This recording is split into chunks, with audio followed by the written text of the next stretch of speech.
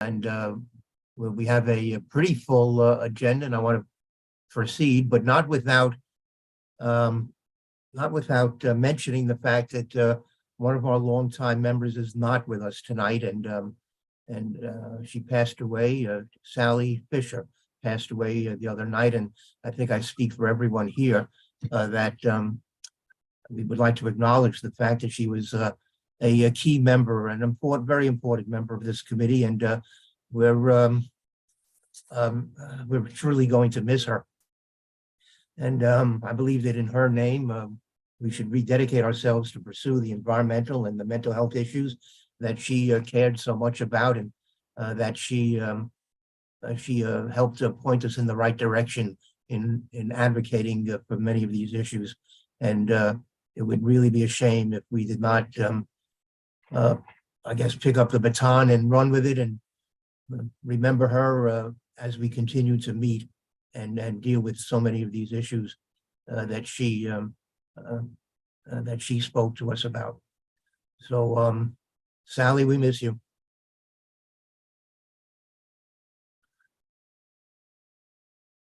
Our first guest tonight, and this is a World AIDS Day, and every December we reach out to usually Dr. Peter Gordon at the Columbia University Irving Medical Center, the head of the, I believe it's the Comprehensive Infectious Disease Clinic. I may not have that name correct. I think it's close enough. So pinch hitting for Dr. Gordon tonight, and he comes highly recommended, is Dr. Matthew Scherer, who is the site director for the Comprehensive HIV Infectious Disease Clinic, also assistant professor of medicine in infectious diseases at the Columbia University Irving Medical Center. So Dr. Scherer, we're particularly interested in the insights that you can provide about the current state of HIV/AIDS in our community and the programs and services that you are familiar with that are available to people in our community who have either HIV and/or AIDS. So let me turn it over to you. Sure. Yeah. Thanks for inviting me. And by way of introduction, also, I'm a resident of the community. I began my internship at NYP in 2008, and my girlfriend at the time and I moved up to Washington Heights to sort of be close to the hospital. And 15 years later, raising 3 kids in the neighborhood, and so we're so thankful for obviously the work that you all do and in advocating for our community, city government, and also for the work that we do in the hospital, of course. All right, so you understand that since you're actually a resident of our community, you're going to be obligated to come to these meetings more often. I'd love to. I'd definitely love to. Absolutely. Let me, I did make some slides. Oh, very good. So let me see, you can see this. Let's see, is that, should say this is showing up on everybody's screen. Yes, sure. Well, yes, looks great. So yeah, I'm just gonna talk a little about sort of the state of the HIV epidemic 2022, a little bit of year in review, kind of where we are in New York City and New York State, and then kind of specifically about some of what we're up to at NYP. And just to clarify, Peter Gordon is still the director of the Comprehensive Health Program. I'm sort of the subdirector for infectious diseases. He's still the overall guy here. But so again, New York State, as you all are aware, has an agenda to end the HIV epidemic, and many of us think it's possible to next generation can be an AIDS-free generation in New York. And I don't think this is just a pipe dream. I think this is achievable, and I'll show you some of the concrete things that have already happened and steps that have already been taken. But the 3 basic pillars of this, and feel free to interrupt and ask questions, comments, etc. But the three basic pillars are, first of all, getting to 100% of people with HIV, knowing that they have HIV. So that's through increasing HIV testing. Second pillar is getting everyone who knows that they are HIV positive into linkage to care for treatment, both for their own health and for now the well-known principle that if a person is undetectable, they cannot transmit HIV to another person. So both for the good of their own health and the good of what we sort of think about as public health, and then provision of pre-exposure prophylaxis, HIV PrEP, and sexual health services in general to populations who were at highest risk for acquiring HIV, currently HIV negative.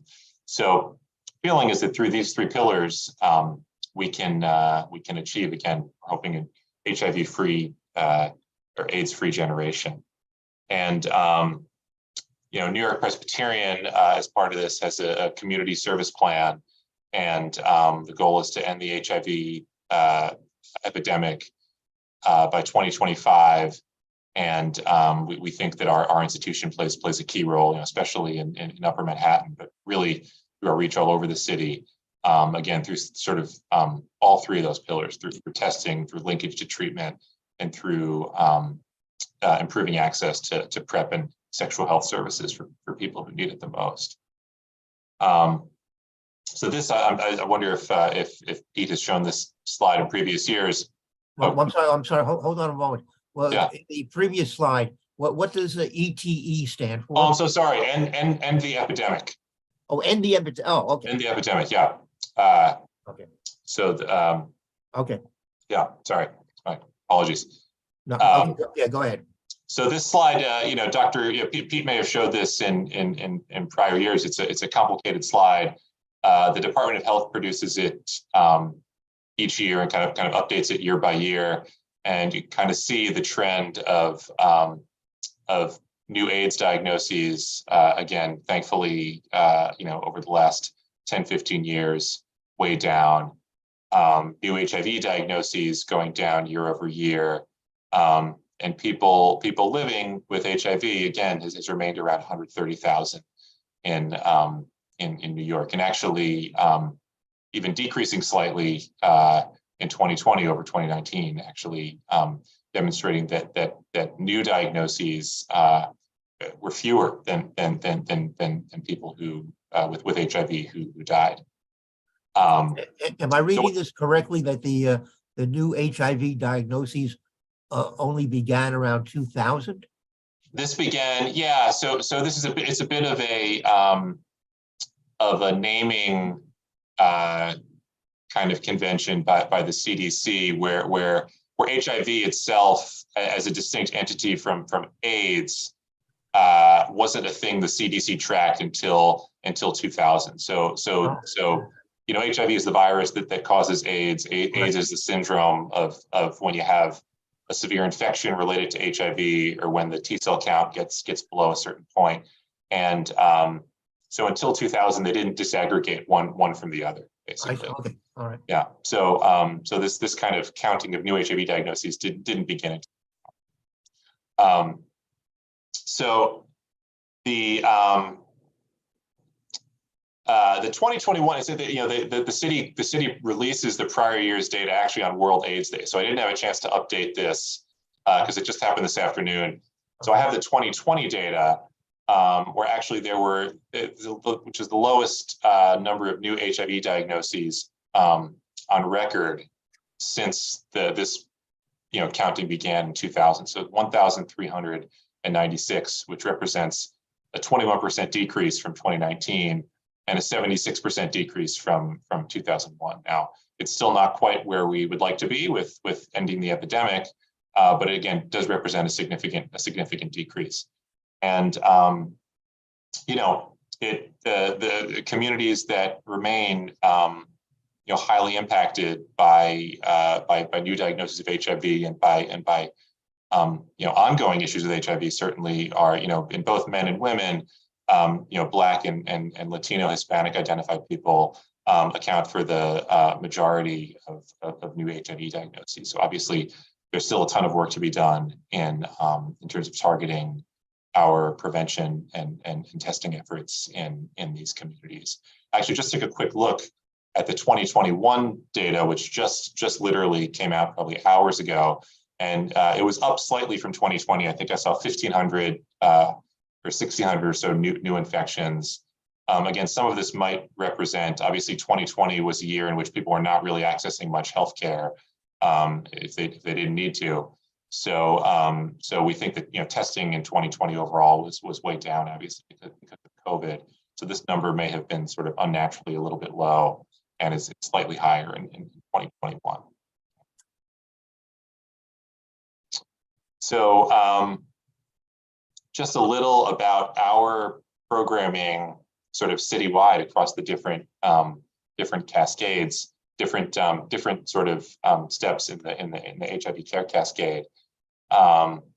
So we have 3 different what are called designated AIDS centers. And this is a designation made by the New York State Department of Health based on meeting certain criteria for the care that's provided for people living with HIV. One of which is where I'm sitting right now here at 168th Street. Another is at Cornell, and another is down in Chelsea. We are a New York State HIV Center of Excellence. Our PEP and PrEP programming, PEP is HIV post-exposure prophylaxis, meaning someone is exposed to HIV, and the idea is within a certain amount of time, if you can get them on medication, you can prevent them from actually acquiring HIV.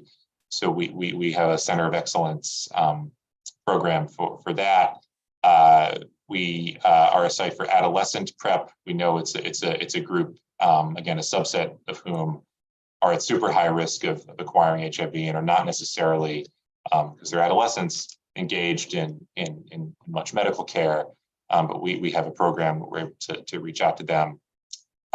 Patient-centered medical home and a health home, which again speaks to the kind of wraparound services we provide to people living with HIV: mental health, nutrition, social work, case management, legal, et cetera. Because obviously, we've long recognized that the barriers to keeping people with HIV healthy, go way beyond the medical and certainly the social determinants of health and mental health, substance use disorders, et cetera, are key to helping people with those things.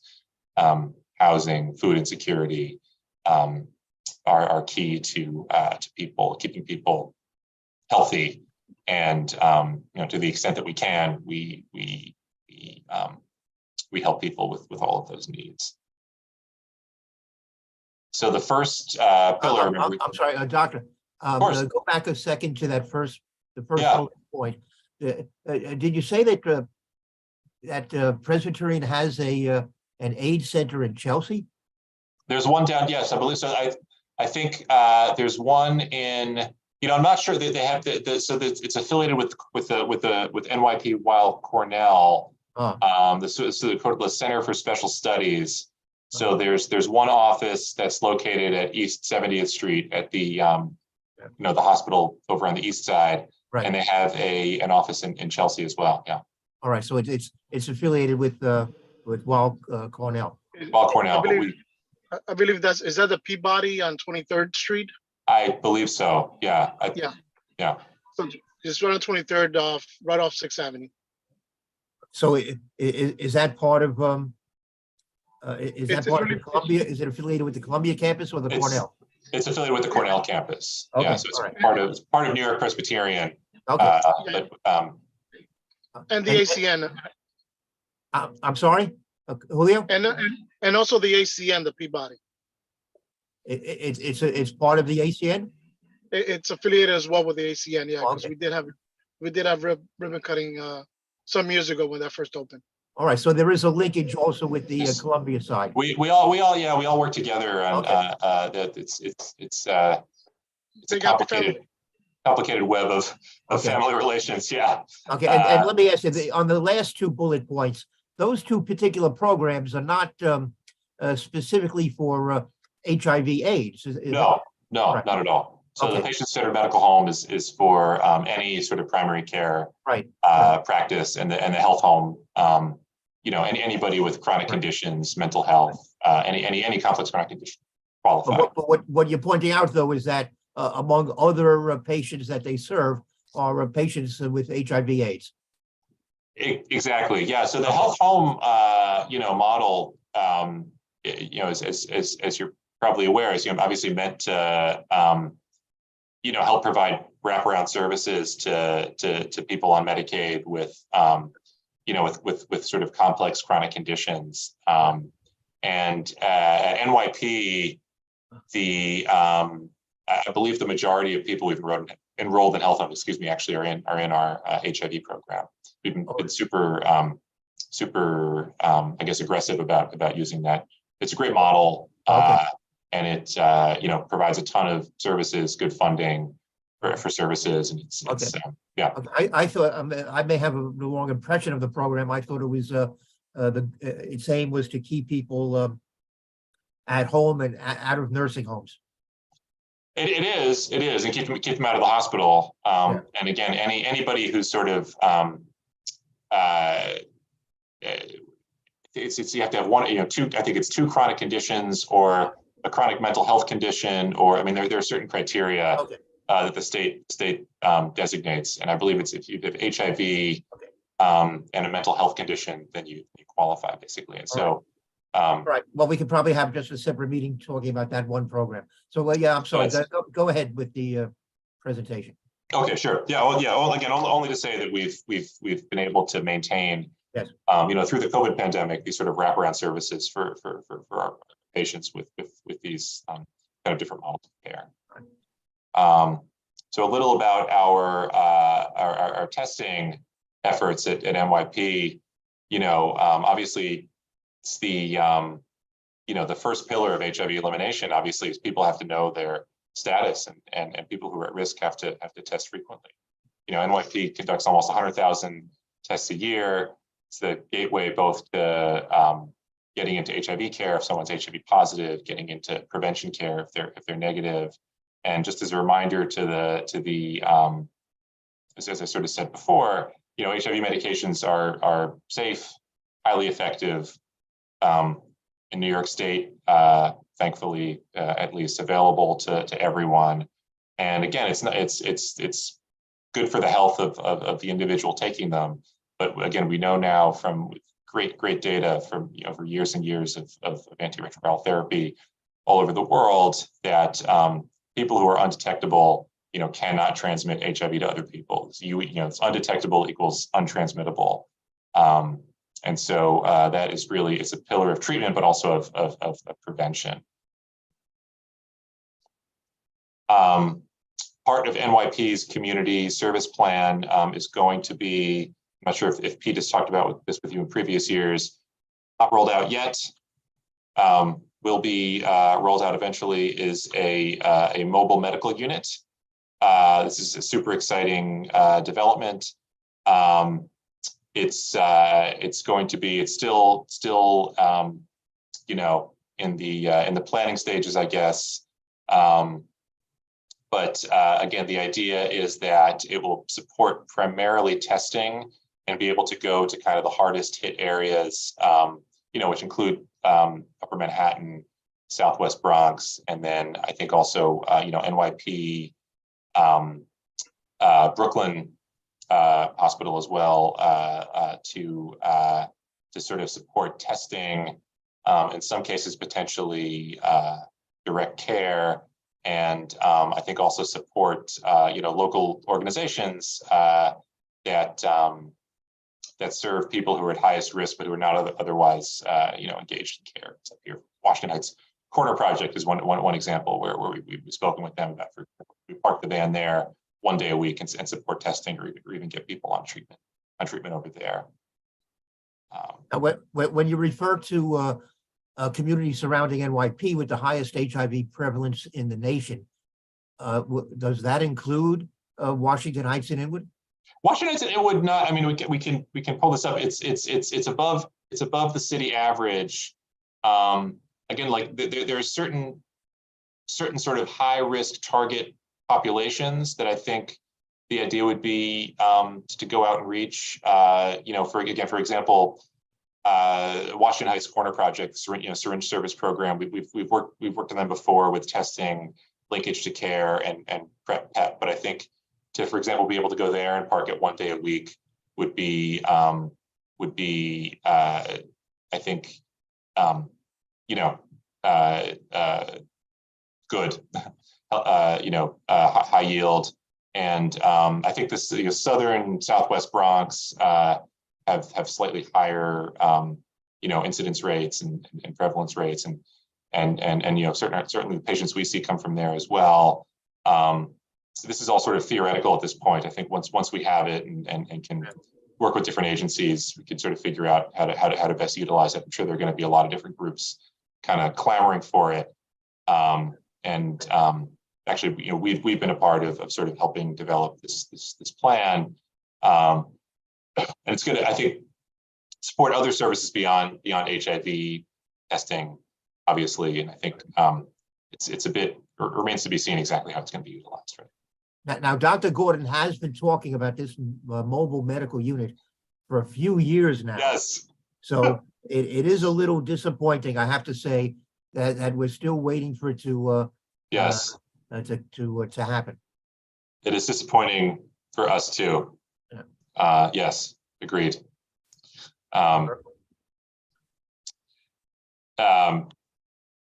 So care engagement. Again, this sort of second pillar of ending the epidemic.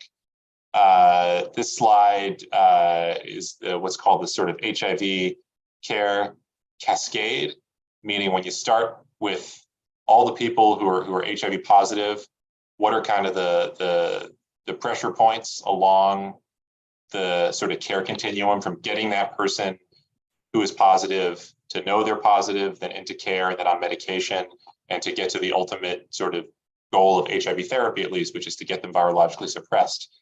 So we know, about 5 to 10% of people who have HIV don't know they have HIV. So there's this about 7% drop off here between people living with HIV and HIV diagnosed, where we know we have to increase testing. And then getting people who are diagnosed to then retain continuously in care. It's worth noting that there are about 15, 20,000 people on any given day in New York City who are HIV positive, who know they're HIV positive, who are not linked to care. Okay, so this is a huge focus of our efforts over the last couple of years. In 2022 in particular, is again getting these people who know they're positive, have tested positive, and figuring out how we can sort of get them more stably engaged in care and on their medications and healthy.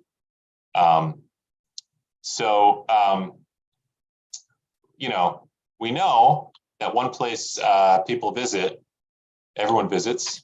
Hopefully not that much, but people, even if they're not regularly having a primary care doctor or otherwise engaged in healthcare, we know that people visit an emergency room. You fall, you feel sick, whatever it is, you go to the emergency room. And we know that a lot of the people who are not otherwise engaged in care are using the emergency rooms often, unfortunately, for primary care. So we have a program, we call it the Data to Care program, where we actually have it's called a dashboard, where sort of on this sort of HIV outreach dashboard can sort of see into our electronic medical record, which is now shared across all the different campuses. And based on prior lab results or prior diagnosis code that someone's put in the chart, if someone who's HIV positive, let's say, goes to the emergency room with a sore throat, or goes to an orthopedic visit because they break a bone in their hand or something, the dashboard actually will recognize that. And we have navigators who are looking at this and can take a look and say, okay, they can quickly review the chart and they can say, oh, this guy in the emergency room who is HIV positive but looks like he doesn't have a primary care visit. We can call the emergency room staff and offer to get them linked to care here, or we can, you know, sometimes make even a direct contact and try to get them into care. So this would happen.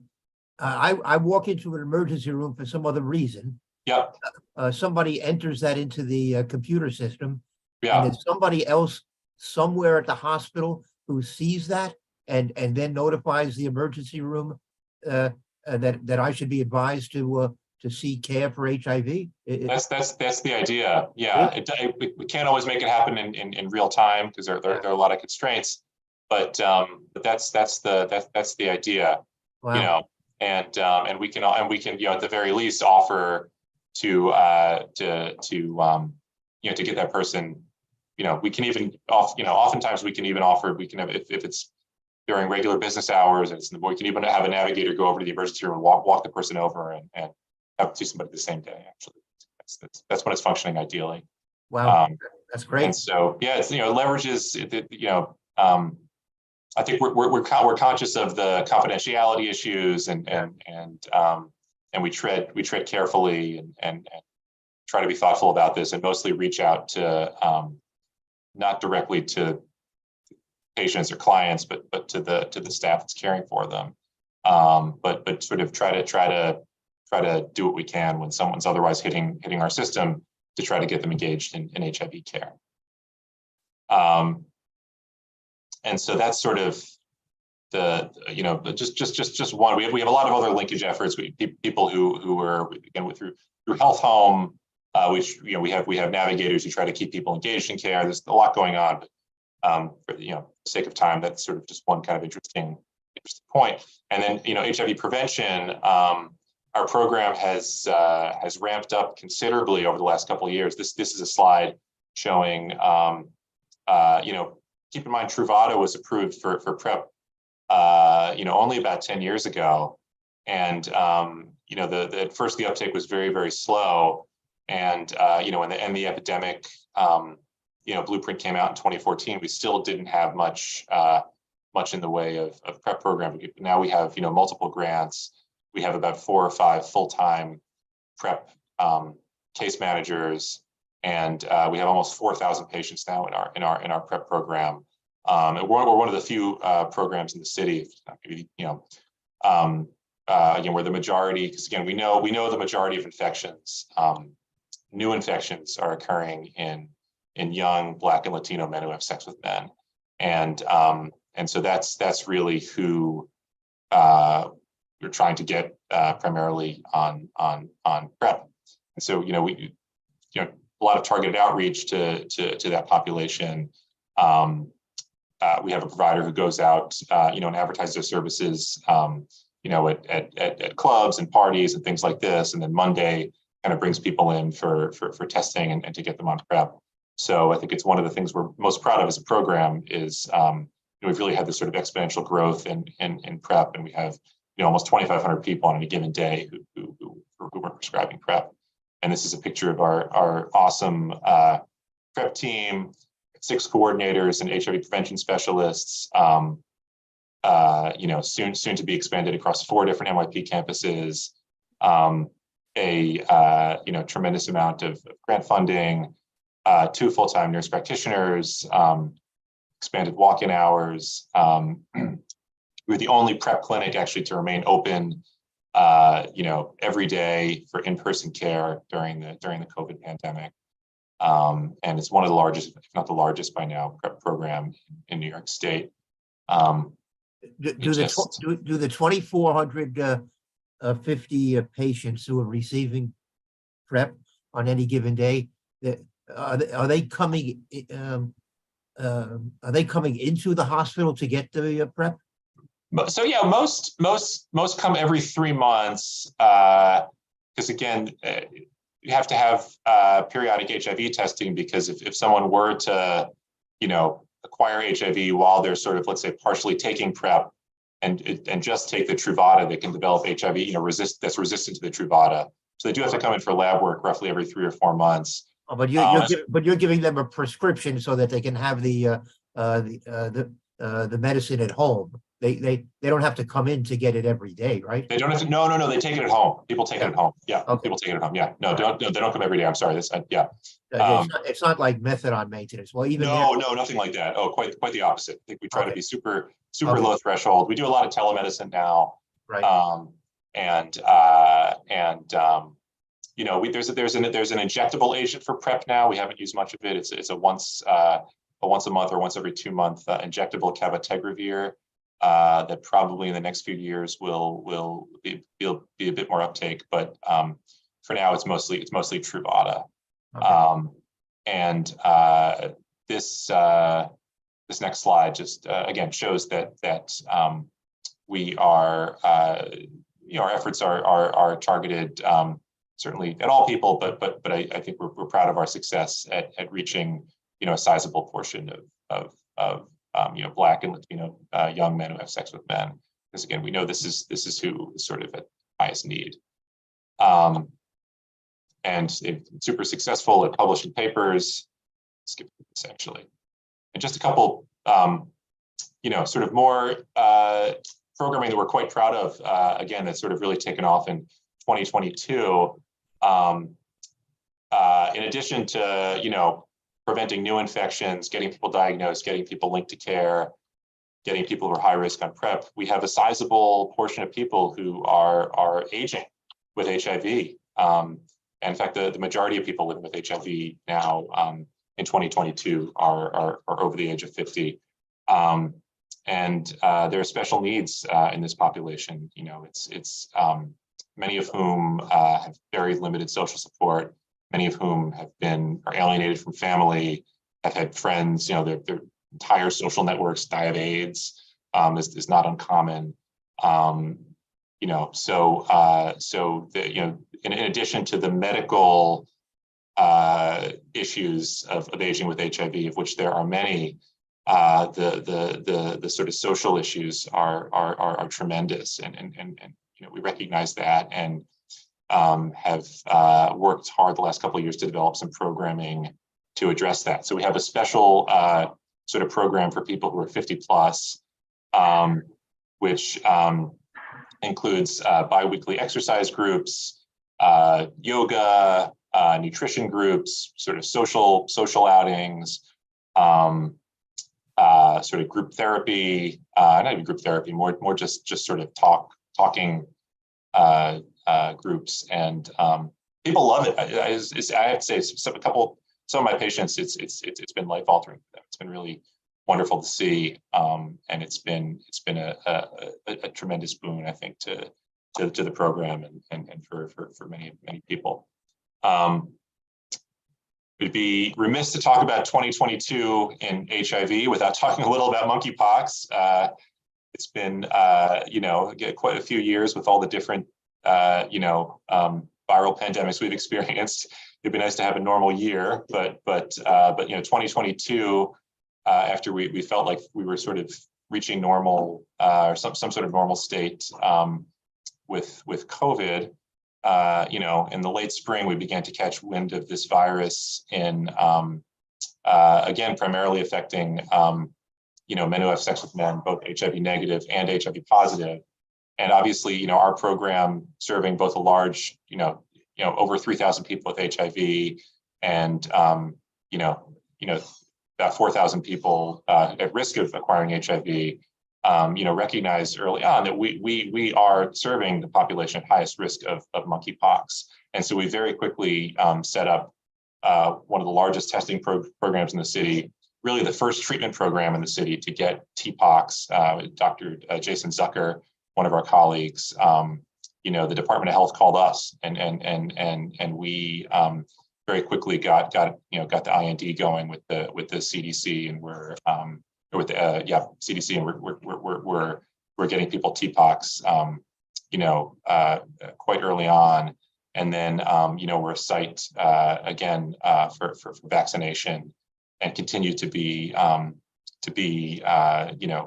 super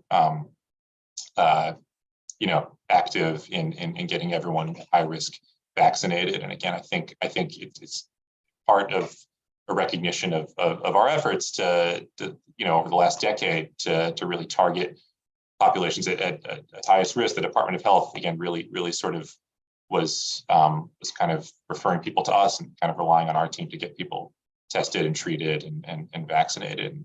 And thankfully, the last couple of weeks, the fingers crossed, things seem to have,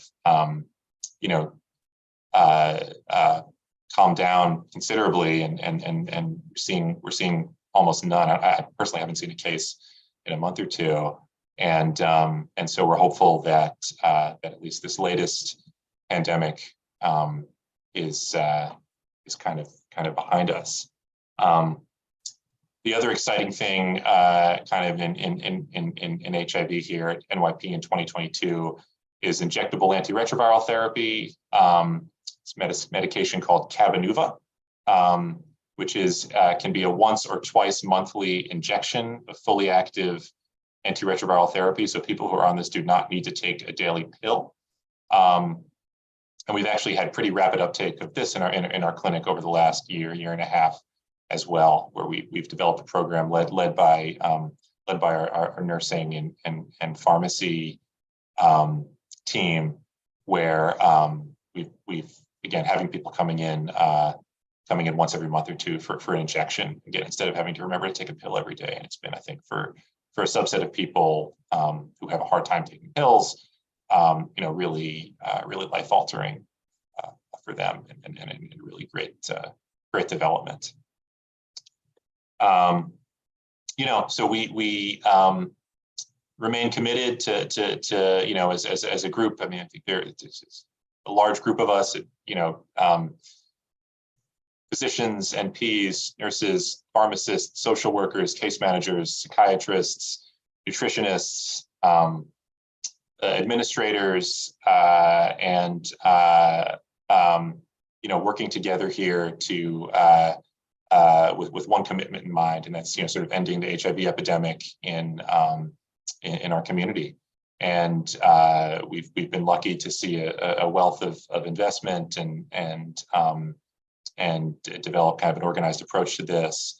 And again, I think really, in addition to focusing on the medical, recognizing that the medical and the social and the gross inequalities and addressing all of those things are key to ending this epidemic. And collectively, we thank you all for your support of our work and all the programming. And thanks for the opportunity to address the community board. Well, thank you for your presentation. Julio, were you still with us, or did you leave? Well, I just wanted to say that I did not know. I don't think we knew that that you had an extensive testing and vaccination program for monkeypox, because I think we were telling people they had to go to the Bronx or to East Harlem, maybe. Oh no. And I think I remember there was one member of our board who I think did not have the greatest experience trying to get a vaccine, and ended up going, I think, someplace in the Bronx. Oh gosh. We appear to have a couple of questions. OC, do you have a hand up? Yes. Oh, I'm sorry. Go ahead.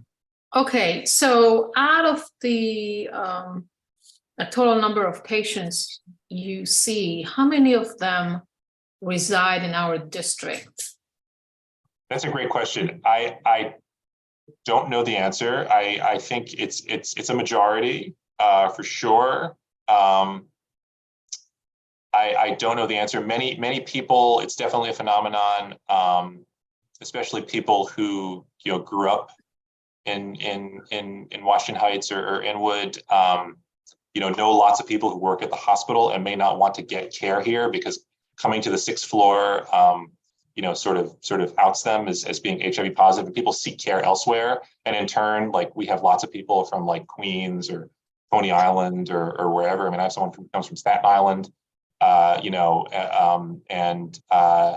So there's a lot of that, unfortunately, because of stigma, I think. But I don't have, I can get you the number. Yeah, the percentage will be nice. Yeah. It will be great to know. Yeah.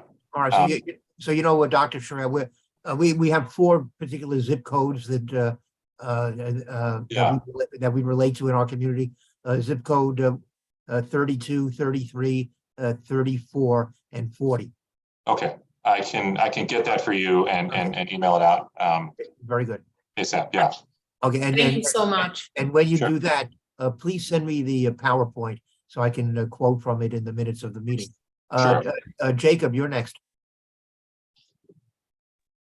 Thanks, Steve. And I think I may be misremembering, but I think I may be the community board member who had quite an experience with monkeypox vaccinations. Oh, But this okay. was when the city first rolled them out, and there were only 3 vaccination sites, Oh, and I yeah. don't know how many testing locations. This is really early, but it's nice to know now that there's more of a system in place for that. Were you the one who said you had to go to the Bronx?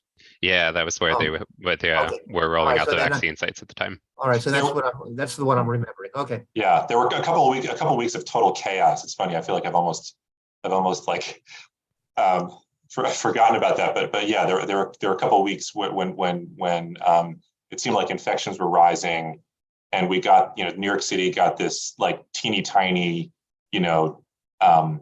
allotment of doses, and we were sending people to the website, and the website crashed after like a minute, and people were lining up around the corner at that one clinic in Chelsea. And if you weren't able to like drop, if you weren't able to drop everything and refresh the website every 5 minutes or buy a plane ticket to Montreal, you couldn't get a vaccine, but that sort of, thankfully, I think by say sort of sometime in August, I feel like sort of ironed it out and we're able to really kind of roll it out. Yeah, it seems like things are in a much better place now. And Absolutely. what I really had hoped to say was just thank you for taking the time to do this presentation with us. I think it was very informative. And I not so much a question, but really wanted to remark that I appreciate your addressing notions of folks being undetectable with HIV, especially if they're routinely being treated. I think that's a really important distinction that's often lost even today, that folks don't necessarily realize that people who are living with HIV and routinely being treated for it cannot pass HIV on to other people. That's so important because it's so different from where we were years ago. So thank you particularly for including that information. Oh, thank you. Yeah. Johnny Guelupo on our Q&A points out that we no longer call it monkeypox. It's been renamed. Right. I'm so sorry. I think it's either just called Mpox or Mpox. V, Yes. but it's no longer monkeypox. So scratch that from the PowerPoint. All righty. Apologies. Yeah. Thank you for reminding me of that. All right. Very good. All right. Thank you, Johnny. Any other questions? All right. Well, I tell you, Doctor, I don't want to give Dr. Gordon the idea that we may not need him in the future, but you did a commendable job pinch hitting for him, and I think, as Jacob said, we are very grateful for the work you're doing at that clinic, and it's good to see that you're making inroads and helping to eliminate this epidemic. And one day, I hope we can all celebrate with you a great victory. Thank you. Yeah, it's the work of many people, and it's an honor to be able to present it to you also. So thanks. And I say, as long as we have you, the Clinic on Infectious Diseases, is it also dealing with the RSV virus? We haven't seen much. Again, it's more the RSV.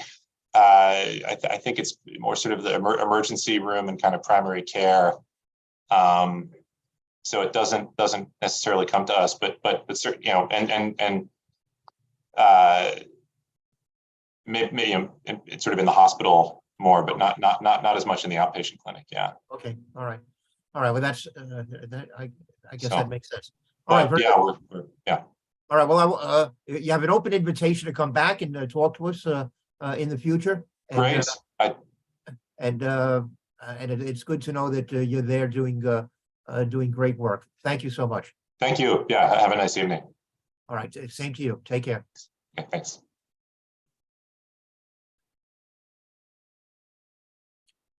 All right, well, next on our agenda is a discussion about the brownfield site at 401 West 207th Street, which is between 10th Avenue and 9th Avenue. It's right up against the MTA subway yard at 207th Street, the former site of a gas station. And we have two people here from a firm called Halley and Aldrich of New York. I assume that's an environmental engineering firm, or maybe you guys can tell us what it is. So we have James Bellew, who's a principal with the firm and the project manager for this particular site, and who's been working on the remedial investigation report and the remedial work action plan, which is now being reviewed by both the State Department of Environmental Conservation and the State Department of Health. So who do I turn to here? Is it to Mr. Bellew or to Mr. Levy? Yes, I'll be leading. I'm going to share my screen. We have some slides prepared for this. All right. First of all, I want to thank you guys for agreeing to do this presentation on short notice and agreeing to be responsive. This is not unusual for us, by the way. This is a standard thing we do for all of the brownfield cleanup program sites that come to our attention through DEC. But it took me a while to track you guys down, and I'm glad that you were so responsive. Thank you. No, it's we love doing this stuff, and it's our job as consultants and people that work and live in the city to give as much information as possible so people know what's going on in the neighborhood. This is not our first one that we've been to. So okay, good. Well, that's the right spirit. So tell me, is Halley and Aldrich, what kind of a firm is that? Yep. So we're a national environmental and geotechnical engineering firm. We have about 35 offices across the nation. And in the city, we have a pretty big office where we're on a lot of sites, everything from the state Superfund program all the way down to the OER B designation program. All right. So you also have a PowerPoint? Yep. So can everyone see my screen? Yeah, very good. Okay. So Matt's going to put into the chat here the online document repository link here. So that is the repository where it's with the New York State DEC portal that all of the documents that we submit to them when they're in final form, they end up there. So anyone can access them. So the remedial action work plan is there. The remedial investigation report is there. Our brownfield cleanup application and agreement are there. So very good tool for the community to be able to access these documents in real time. Yeah. Yeah, I think as I wrote to you, something apparently went wrong, or I don't know, maybe our district manager didn't realize what you had sent to him, but I hardly got any of that information sent to me. So I'm somewhat at a loss, and I wasn't able to really pass on too much information to my committee members. So forgive us if you're going to have to explain a lot of things. Yep, no problem at all. And it's good though that now you guys have this information here. We also have hard copies of these, and it'll be in one of the final slides so that you can also pass that along to your community so they can access the documents in person if they'd like as well. All right, thank you. Yep. So we're here to talk about the brownfield cleanup program site at 401 West 207th Street. So a little bit about the site history. From the mid 1930s to the late 1960s, it predominantly operated as auto garages and dispensing for retail petroleum. During that time, 550-gallon USTs were identified on the site. They were used in the various operations for retail petroleum filling. From 50 different underground storage tanks, isn't that? That's a lot. I've never heard of that many. Usually when we look at some of these sites, they may not have more than more than a few. I've never Yeah, seen. I've the never seen standard is anything like, between 5 and 10. I've never seen anything like this. Yeah, so and over the years from the 60s to the early 2000s, a lot of these tanks were removed already by the previous owners of the site. So from 1960 to 2004, it continued to operate as an auto filling station. And there were some auto repair and laundry operations that may have happened on the site. We just so you know, we get these historical site uses from Sanborn fire insurance maps. Yeah. And they're not always the most accurate. So sometimes there could have been a laundry facility theoretically over here somewhere, but sometimes the person transcribing this in the 60s might have missed it. So they might have thrown it over here. So I'm sorry, by a laundry, do you mean a car wash? that's what I think. I think they meant it as a car wash, Okay. but on the map they put it as laundry. Oh, well, okay. So from 2004 and 2022, it continued to work as an auto filling station with a convenience store. Recently, the site transacted in 2021 from Speedway to our clients, the J Group. And currently, right now, the site is vacant. So we did a remedial investigation on this site as part of the brownfield cleanup program. A remedial investigation is one of the first steps within the brownfield cleanup program where you are collecting data for soil, groundwater, and soil vapor to develop a site conceptual model for a remedial action on the site. So during our remedial investigation on this site, it was not surprising that we basically found historical fill in the shallow soil to around 7-8 feet.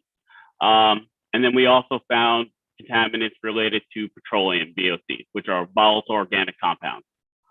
Not surprising at all with it operating as a retail petroleum station, with gasoline being the predominant driver of this contamination. And with the historic fill, it is everywhere in the fire boroughs. It has polyaromatic hydrocarbons, volatile organic carbons, and also metals. So groundwater, I know this slide is a little bit difficult to see. That's why we wanted to give you guys the link so you can also pull it up if you wanted to. Predominantly what we have found on this property is in this area over here. I don't know if you can see my mouse circling it. This was the former, the more current underground storage tank area. And this is the canopy which houses the filling dispenser. So basically when you pull up your car, that's where you fill up your tank. So most of the groundwater contamination was identified in this area over here. And that is where basically it's petroleum that we have found there. And also there is an open spill case on this site, which basically means that the state is aware that there was a spill historically on the site of gasoline. And as part of our remedial action is going to be addressing this because we knew it was in groundwater when our owners acquired the site. So the next slide is, this is the soil vapor data. Also, we found predominantly petroleum-related volatile organic carbon compounds in the soil vapor samples. BTEX, which is benzene, toluene, ethylbenzene, and xylene, which are the predominant drivers of petroleum-related, gasoline and fuel oil, range between 100.9 micrograms per meter cube to 13,576 micrograms per meter cube. This is not atypical of gas stations. I've seen it much, much higher. And most of these BTEX hits were predominantly down here in the high areas. This is where the dispensing operations were occurring. And if, I know everyone here has probably filled up a car, but when you go up to the gas tank, you see, the dispenser, you see it as this nice little box house, and you put the nozzle in. But basically, those underground storage tanks that are over here, there's a pipe that connects across this way, and it elbows vertically up.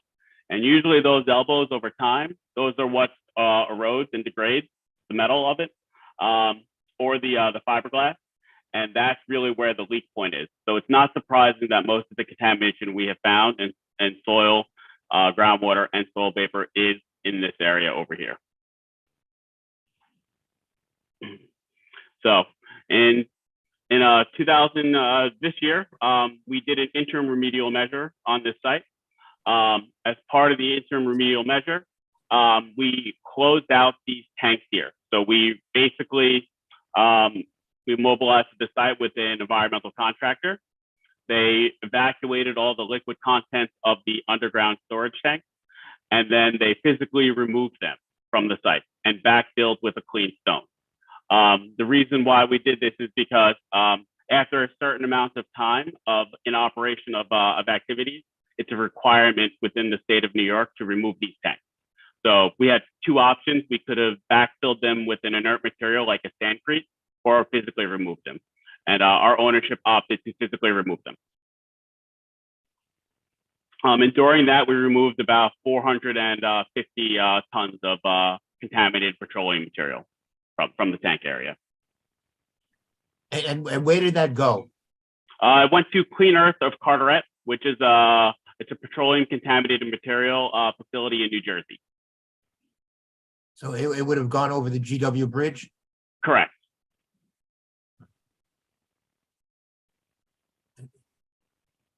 So we are in public comment right now, and we have proposed a track 1 remedy for this site.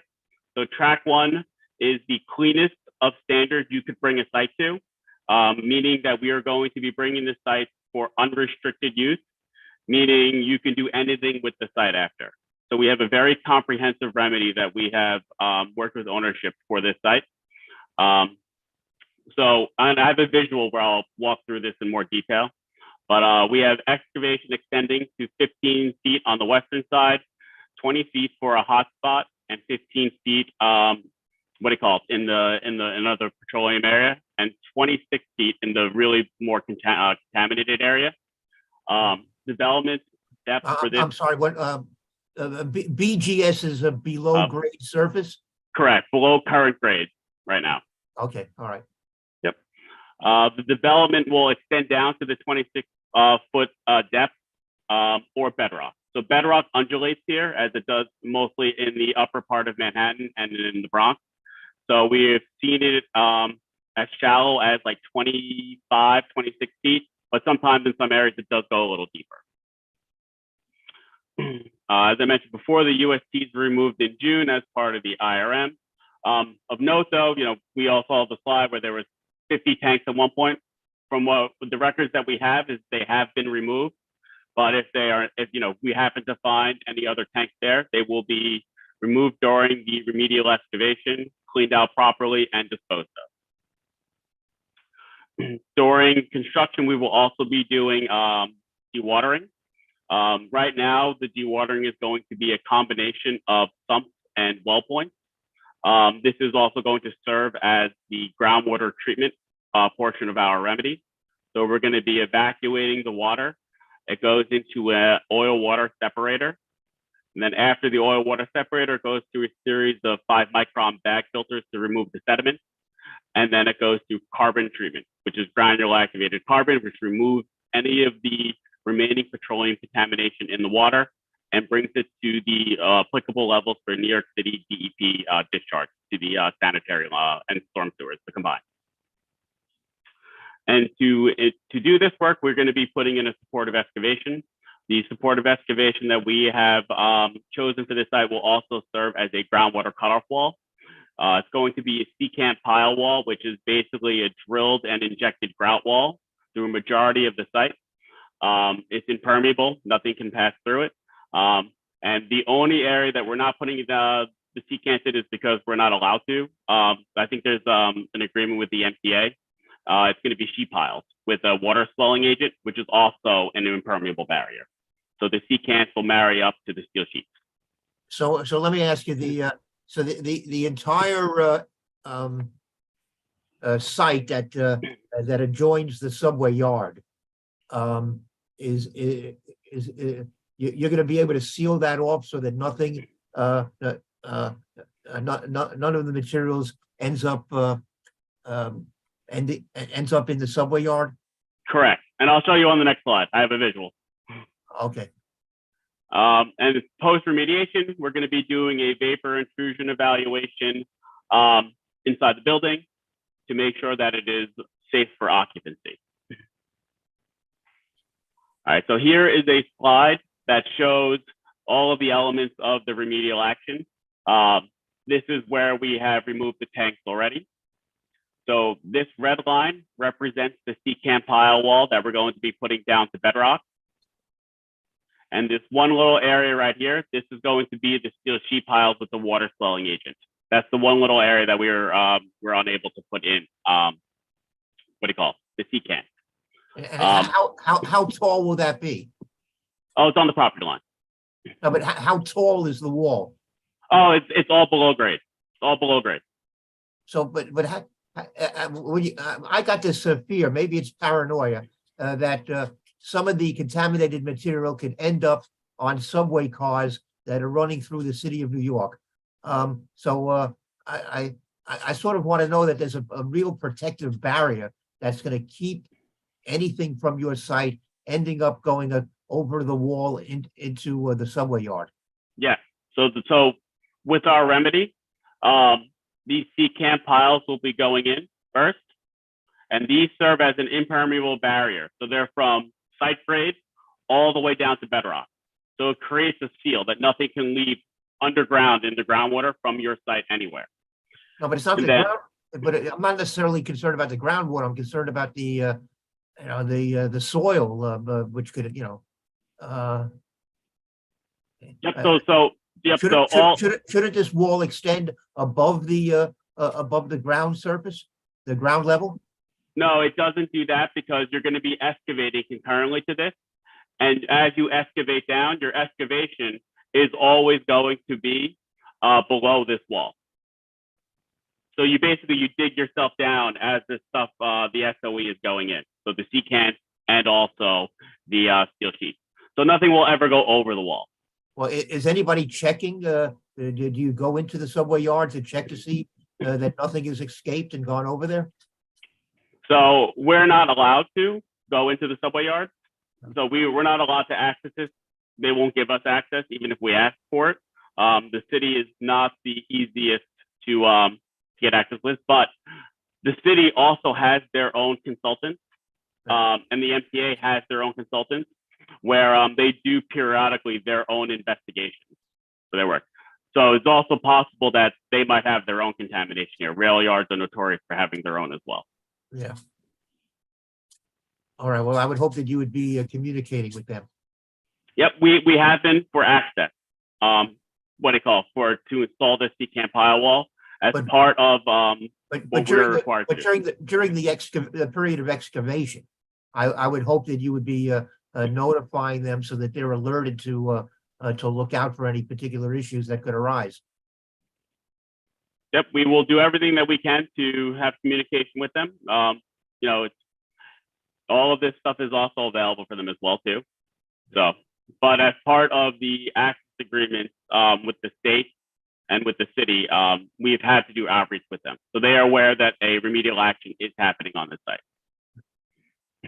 So as for the excavations on the site, this is the 15-foot excavation that we were discussing. This is a 20-foot excavation right here in this little green box. And then this whole area over here is an excavation down to 26 feet or bedrock. So during our excavation work, we will be doing community air monitoring. And community air monitoring is going to be air monitoring stations set up on the perimeter of the site. For this site, it will be anywhere between 3 or 4 that will monitor in real time for particulates, which are dust, and also volatile organic carbon. There'll be action limits that are set that are consistent with the Department of Health guidelines. And basically, we get alerts to our phones, whoever is in the field. If a real-time exceedance is happening, to deploy odor suppression and or dust mitigation measures on the site. So it could be something as simple as if it's dust leaving the site, you probably have to apply more water. If it's a volatile organic carbon, there are odor suppressants.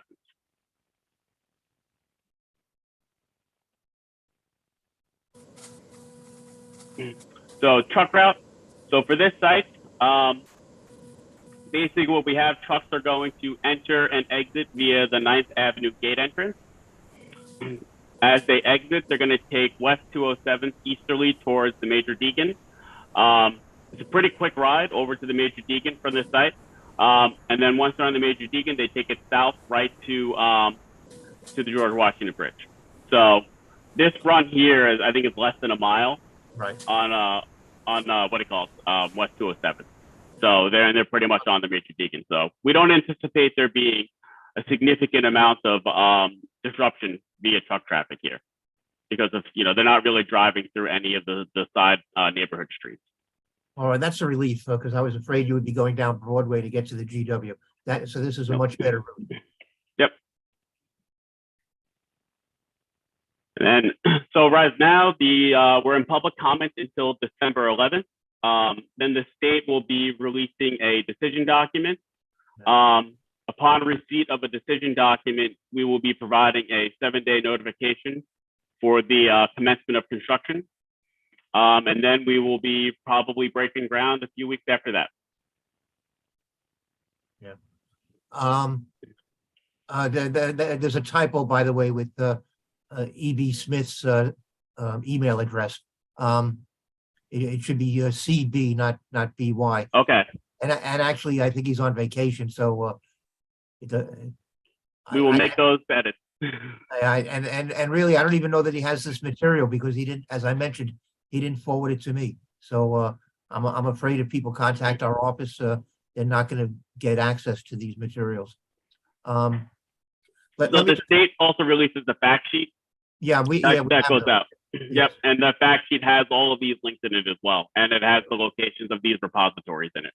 Right. Yeah, I'm just concerned if anybody shows up at our office and we don't have anything to show them. Let me ask you, in the material that I did have a chance to read, there was a reference to the fact that in the remedial investigation you found PCBs. Is that a normal thing to find with a gas station? It's actually normal to find it in urban fill, but we didn't find PCBs above the TSCA threshold. The TSCA, which basically that would mean that it would be hazardous. So we found PCBs at much lower levels than the TSCA threshold of 50. Oh, okay, well, that's good to know. And the hot spots that are referred to in the remedial action work plan, those are is that this area in brown? Yeah, so the brown here is where we found most of the petroleum contamination, but this other little green box here, that is also a hotspot for petroleum contamination as well. It just is demonstrated as a different excavation depth. Yeah. Okay, but so that's what's referred to, and with the community air monitoring plan, so there'll be 3 or 4 monitors on the perimeter of the site, and you will be able to get immediate if it exceeds the acceptable level, you're going to be notified immediately so that action can be taken. Correct. And are you going to have somebody on site throughout this entire process to make sure that it happens correctly? Yep. So we so as part of the remedial action, we have to have an engineer of record certify our final engineering report, and we have to be there for the whole duration of the remedial action. And so there will be a representative from us on the site. And will that person make sure that that every truckload that leaves the site is secured so that none of the contaminated soil is going to be able to leave the truck on its mission, on its route out or whatever?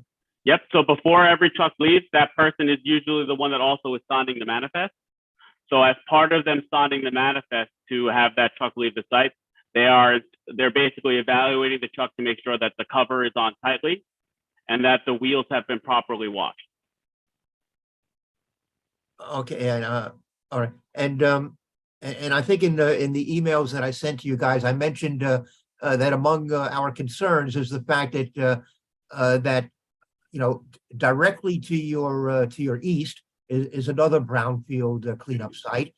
Directly to your south is yet another one. So that there are three brownfield cleanup sites right next to each other. And my concern is that we don't, while you may not have too much truck traffic, it may turn out that the three of you at the same time are contributing to a great amount of truck traffic, and again, leading to the possibility of contamination, some kind of accident occurring and contamination being left on our streets. So, what are you doing to coordinate with the other two sites?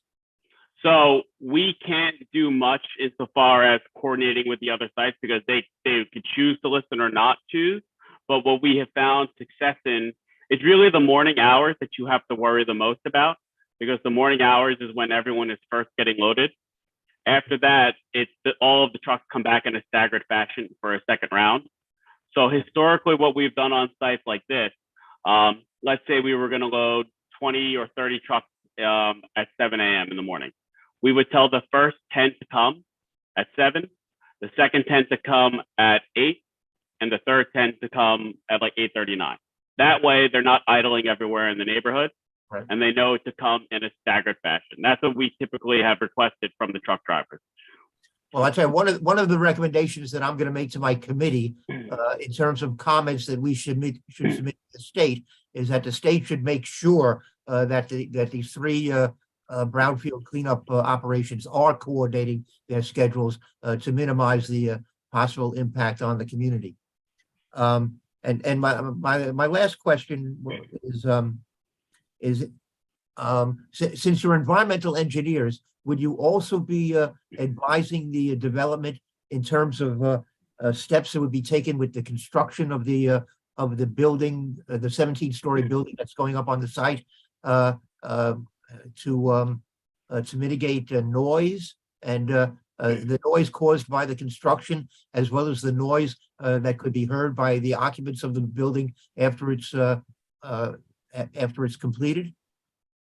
So the construction noise, we don't necessarily work with them for that. We're predominantly environmental consultants that are dealing with the subgrade issues on the site. Oh. Okay. But I will say though, the selection of secant piles for this site as the groundwater cutoff wall would be significantly lower in noise than driving steel sheets across the whole site or driving piles across the site with lagging. It is a very, very quiet operation in comparison. Oh, okay. Well, that's good to know. All right. And I tell you, the only other thing I would want to know is I'd like to be able. I think the community board should also be alerted when as to the findings of the community air monitoring plan. There are problems that are detected by those monitors. I think the community board should be informed of that. So that would be another recommendation that I'm going to ask my committee to forward to the state. OC, you have a question or comments? Yeah, I do have a few questions. So I need to understand something. You did not receive negative declaration yet, right? This is not going through the seeker process. Okay, because why is that? We didn't rezone it. Okay. Yeah, that would have been done through the. By the time they came here, this had already been rezoned. Okay, no, okay. So there are a few things. One, in terms of the steel wall that you are going to build, what is the lifespan of this wall? And what's the should there be any concern about erosion from the contaminants that are still on the ground? No, it's a secant pile wall is a concrete wall. It's no different. It also can serve as your foundation wall. So if you go into your basement and you see your concrete foundation wall, that is the same material of the secant pile. Okay, does it have a lifespan? The same lifespan as your foundation wall in your basement. Well, I don't know what it is. Very long. Very I long don't. is not I really an can't opine answer, on how so, long. I can't opine on how a foundation wall will last. It because the depends on foundation construction. wall in my building does not have issues with contaminants. That's why I'm asking. Well, neither will the secant pile. The secant pile is pure grout that's going in. It's pure concrete. So it's like a poured foundation wall. That is why. So I could tell you that secant pile walls have also been used as groundwater cutoff walls that are not chemically reactive to petroleum contamination. We have another site right now where we're using secant piles in particular for an area that we cannot control because it's off-site in the public right-of-way.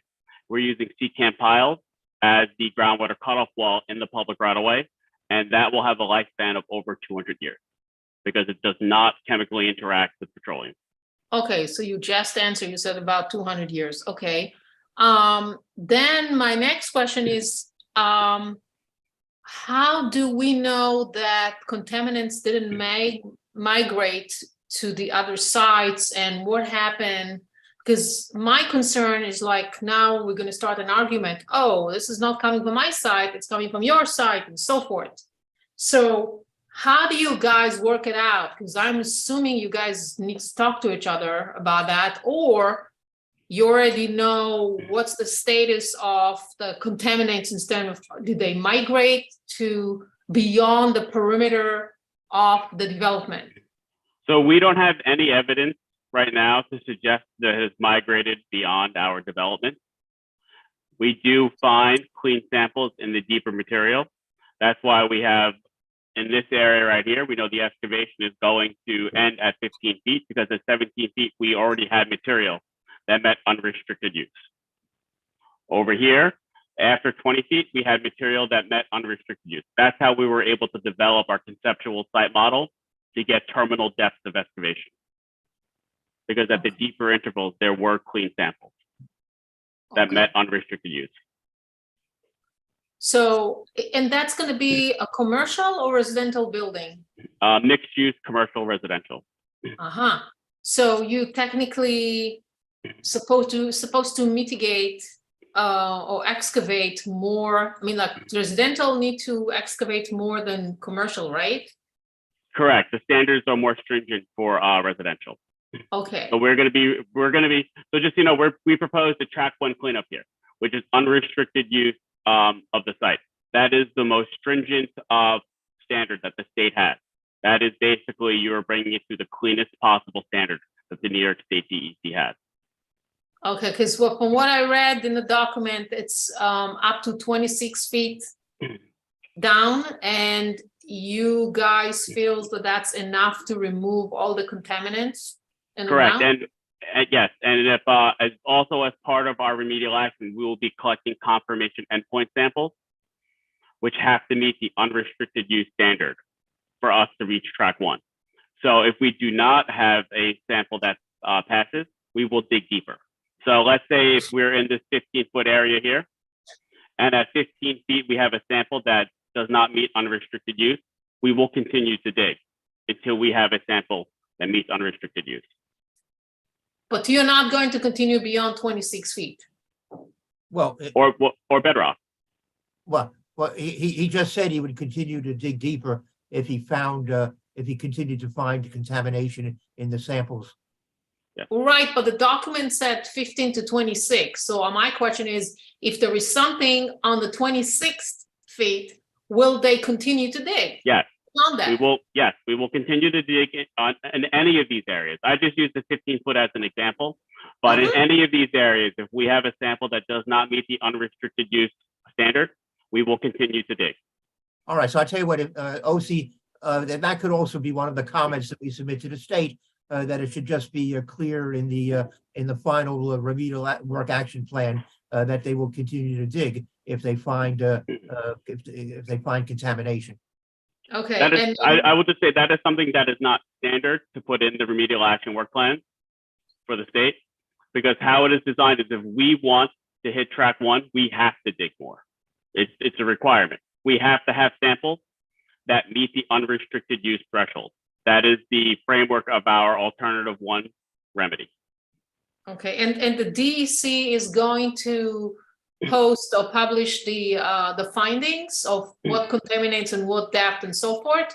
Correct. So at the end, there is a final engineering report that we have that we draft, which has all of the sample results, all of the daily reports, and a long comprehensive summary of the remedial action, demonstrating the track that we have met. Okay. All right. All right. Steve, my only thing is just that I'm not sure how can we address, contaminants that went beyond the perimeter of the site. If by any case something like that is found, because there are two other developments around in that area. So I'm not sure how to go around that. All right, well, let's discuss it later. Okay.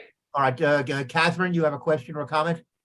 Yeah, I actually wanted to ask how you submit for public comment, since it's coming up, and then internally for the committee, if we did want to submit for public comment, and for that link to be shared so that other members of the board and the community can submit for it and know that that process is happening. Yep. All I right, think, well, Steve, you have the fact sheet, right? Yes, yeah, so I sent the material to all the committee members last night, and well, actually, here it is again. Madeline Babick who's the state DEC project manager, we would be sending the comments directly to her, and Catherine, because the comments are due before we have our board meeting on the 20th. I guess I'll be asking Eleazar to allow us to submit a letter before the 11th. Okay, thank you all. All right. Anyone else? All right, very good. All right. I feel bad that Matthew hasn't said anything. Well, Steve, after this, I will send you a copy of the PowerPoint. So just in case. Very good. And we'll fix the typo.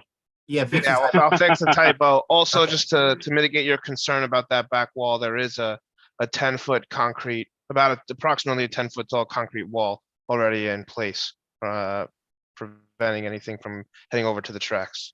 Oh, thank you. I didn't have a chance to run up there and take a look at it as I had intended. But so thank you for that. But because I just have this, wild, I just have this fear, with the way the subways are running, especially on the elevated tracks in our neighborhood, that although these trains I think are on the A line. I don't think they run on the elevated line, but there are certainly places in the city where they could be where they're above ground. So thank you. So yeah, please send me the PowerPoint, and hopefully you'll stay in touch with us as this process unfolds. Yeah, absolutely. And I'm trusting that you're going to have somebody on site every single day while this process continues. Yep, we absolutely will. Okay, very good. Can we come visit?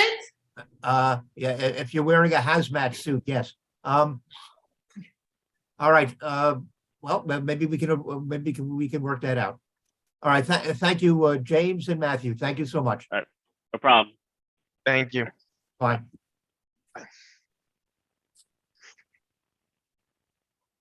I wasn't laughing. It wasn't, when I said if we can come visit, Steve, FYI. Okay. It was not a joke, what I meant to say. All right. Well, maybe we can work it out. But I think you would have to wear some protective. Non-issue. That's non-issue. Okay. Yeah. All right. What do I do with the agenda? Okay.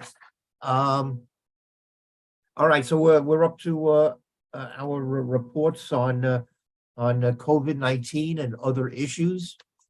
According to the latest statistics on COVID-19 in our community, according to the City Department of Health and Mental Hygiene website, show that for the last week, from 11/22 through the 28th. There was a somewhat elevated positivity rate in all of our zip codes, although still lower than the citywide positivity rate. So in zip code 32, 10.93, 66 new cases. Zip code 33, 9.86%, 65 new cases. Zip code 40, 12.42%, 55 new cases. And in zip code 34, 68 new cases. So for that 1 week, 254 new cases in Washington Heights and Inwood. And a month ago when we met, the positivity rates in all 4 of our zip codes were lower than they were last week. No, not in 32. 32 was higher, but in the other 3, the positivity rates were lower, and there were only 187 new cases that in that particular week. So in the last month, overall, there have been 1,812 new cases in Washington Heights and Inwood, and 5 more people have died in this month since our committee last met. So as I've been saying, I think every month, we still have a COVID-19 pandemic to deal with. I was going to move on to Pauline's report, but Catherine, you have a question?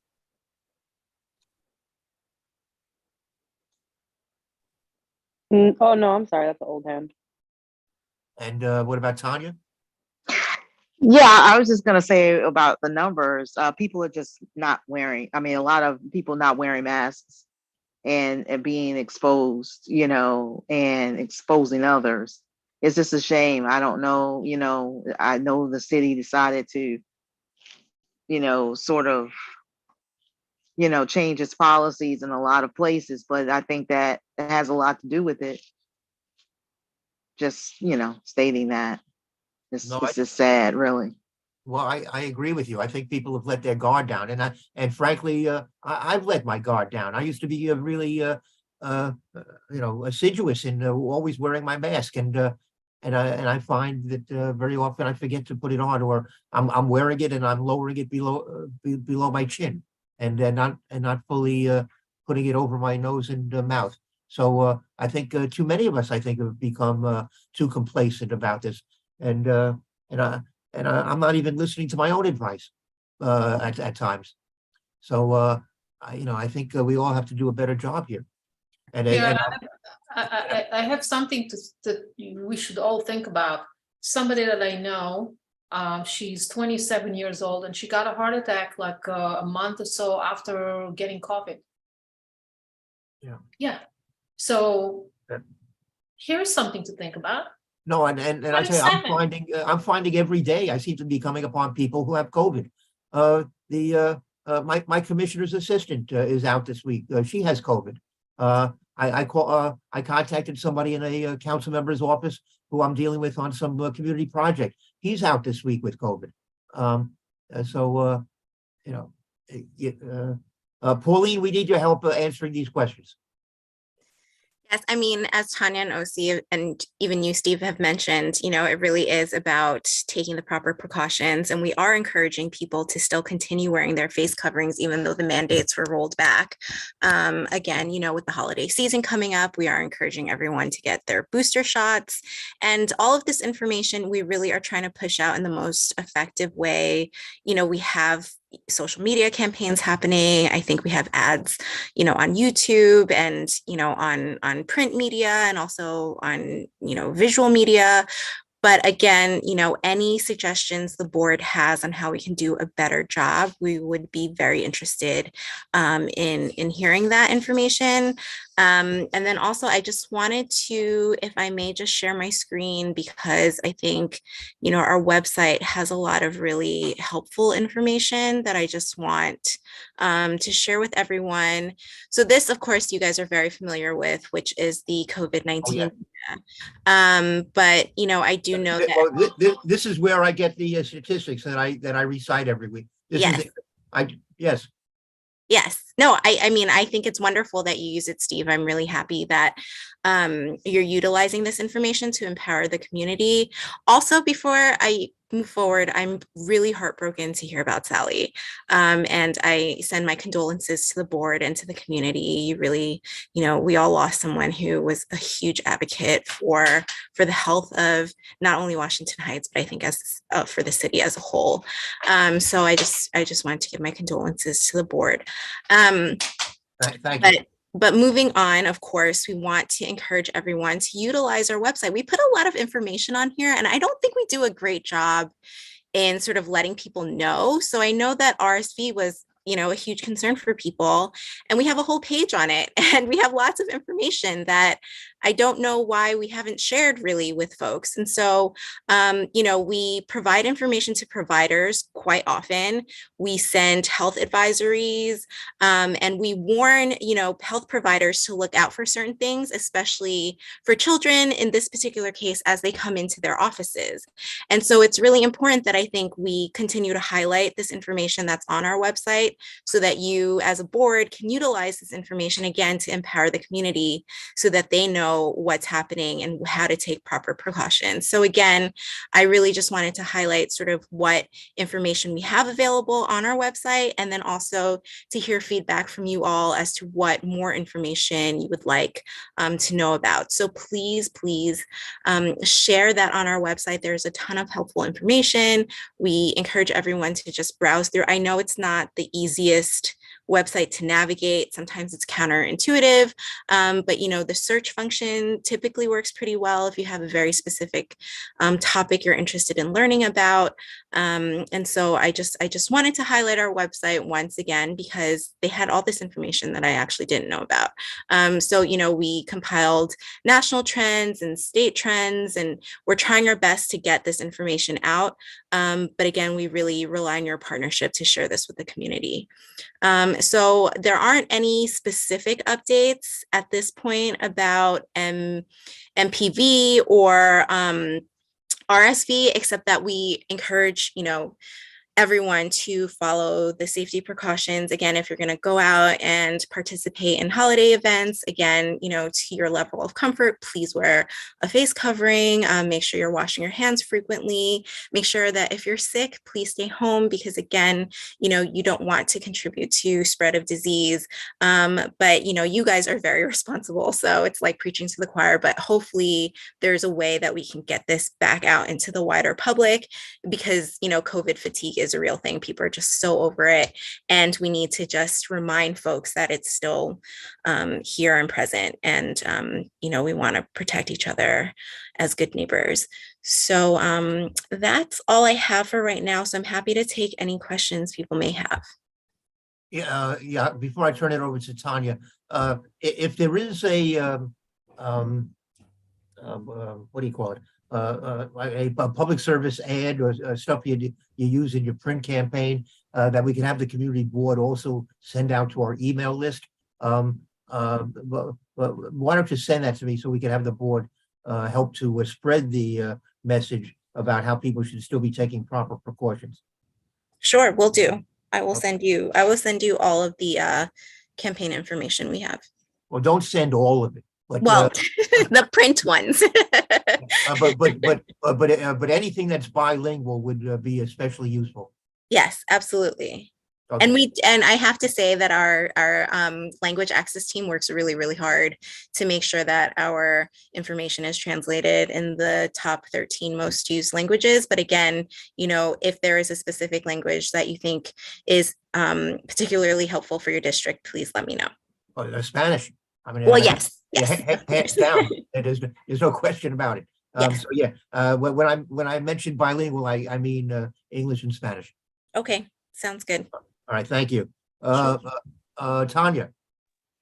Yes, Pauline, thank you again for coming here to always update us.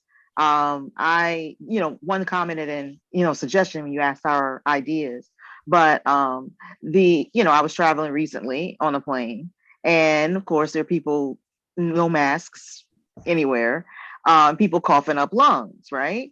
So of course, I have an Apple, I have an iPhone, and it tells you if you've been exposed, to someone who had COVID.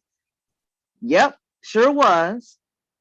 Got the notification that I was, next to somebody between this date and that date, who had COVID.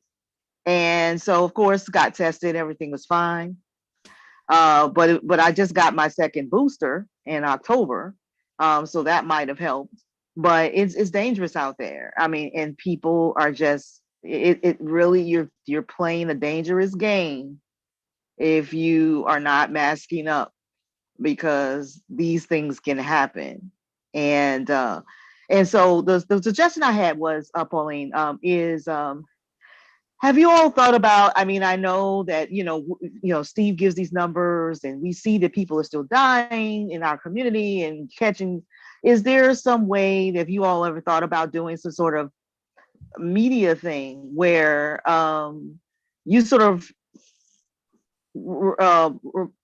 remind people, because during the height of COVID, we were talking about the victims who fell victim to COVID, who died. We were getting personal in terms of these people.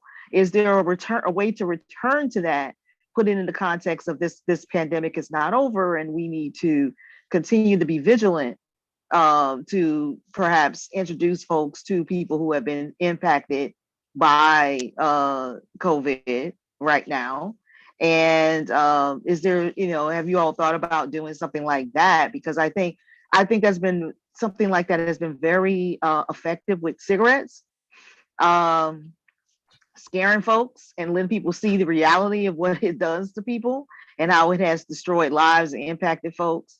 So I mean, I'm just wondering if you all have thought of something like that, because I think that as long as people feel distant from those people, like these are just numbers, right? Right. But as long as people feel distant from that, then there's no incentive that there's not emotional connection to want to change behaviors. So just no, absolutely. Yeah, that's a great suggestion. I will definitely reach out to our marketing team just to see sort of what their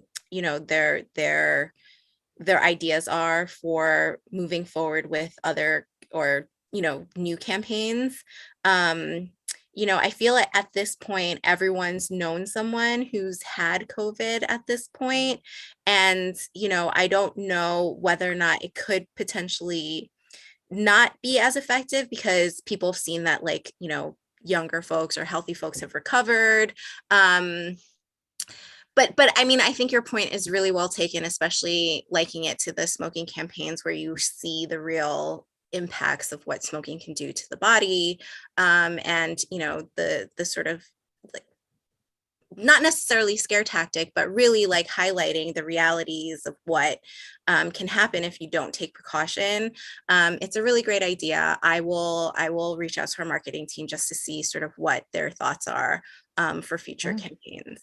Yeah, and people have died, and who are those people? No, absolutely. Yep. Who are those people who've died? No, of course. I don't know them. They're just they're numbers, right? Right, exactly. So to like humanize it a bit more, to make sure that people understand that there are real people behind these numbers. But it's dangerous. If you're on the plane, I highly suggest the N95 mask. Right. Yeah. A bodysuit. Yes. Yeah, planes are notoriously, I mean, yeah. Yeah.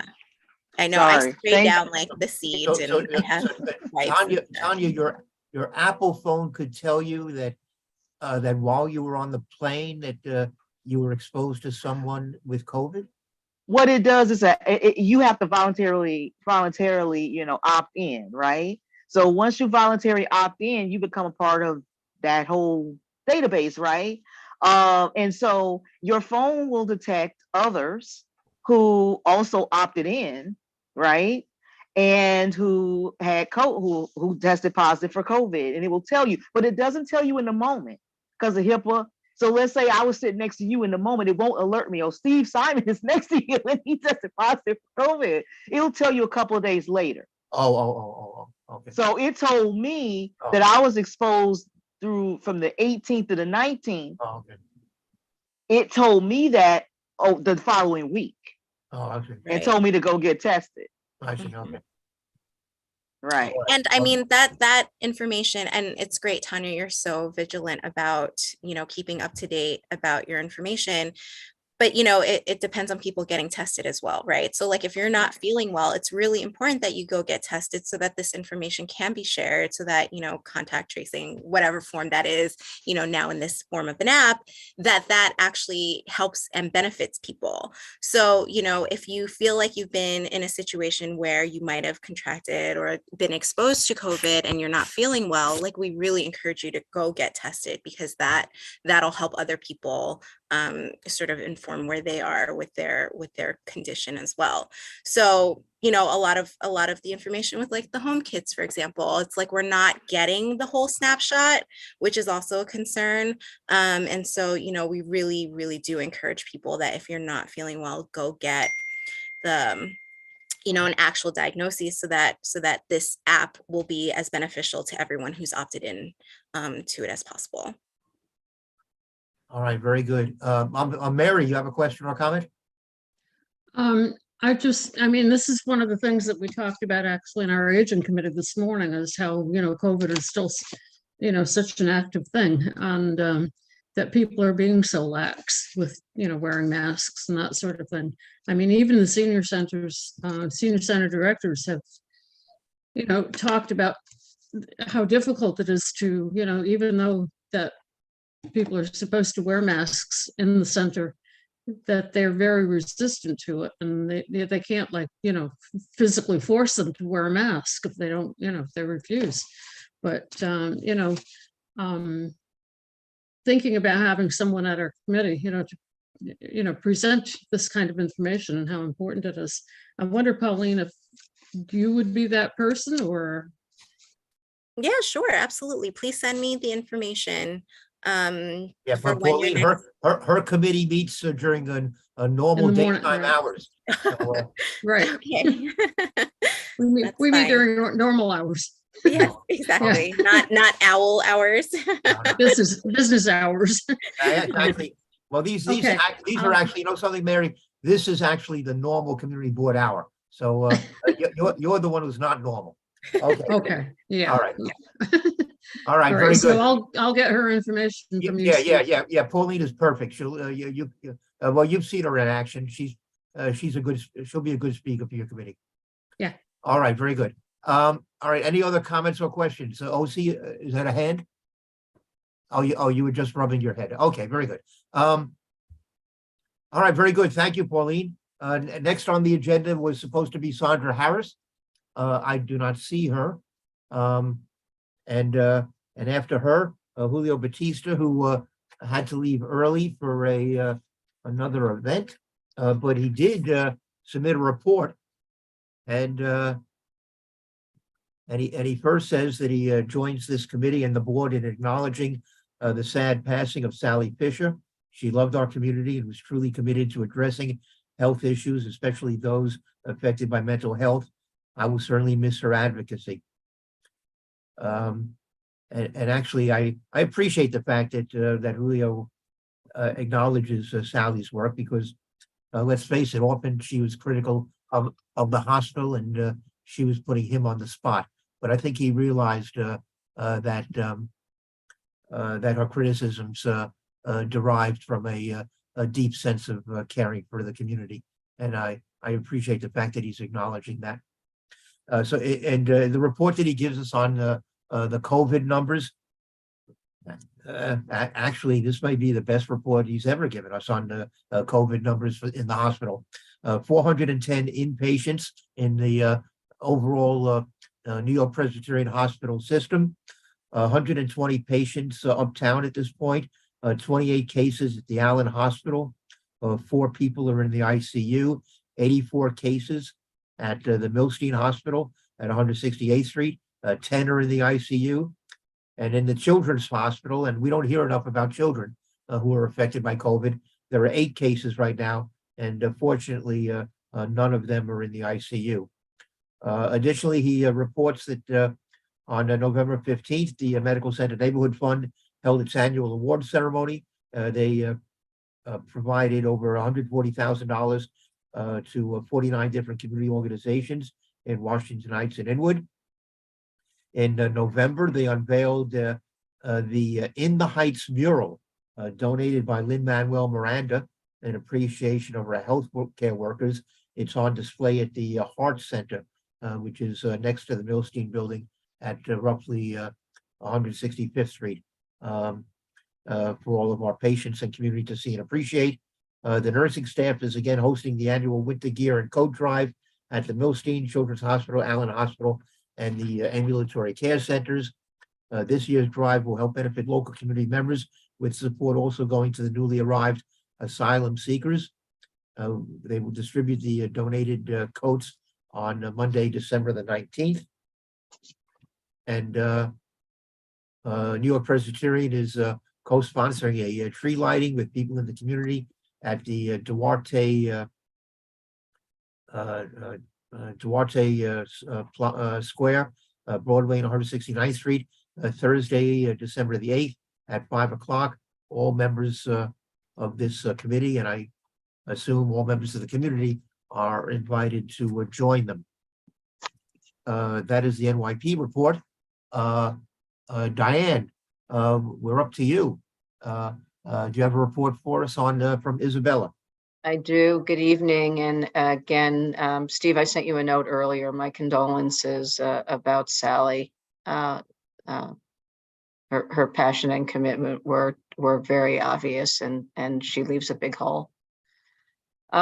Isabella currently has 19 residents who have tested positive and are on state mandated temporary isolation, largely asymptomatic. We continue to educate and offer vaccination and booster shots. The stats, 1% of our residents have received one vaccination. 91% have received 2 vaccinations. 25% have received 3 vaccinations, and 53% have received their 4th vaccination. Staff are all in compliance with DOH vaccination mandates and requirements, and visitors continue to be screened and COVID testing required in advance of seeing their loved ones. Well, as I think I noted last month, your statistics on vaccinations are far superior to the rest of the community. 91% of the residents have received 2 vaccinations. I can only wish that was true for the community as a whole. 53% have received both boosters. That's far ahead of the rest of the community. So maybe we should have you go door to door throughout the whole community. It's very good. Thank you. Gosh. I have a question. Yeah, well, give me a moment though. Diane, I'm sorry I missed. I was too busy admiring your statistics. I missed. You're continuing to test visitors. Yes, visitors continue to be screened before they go upstairs to see their loved ones.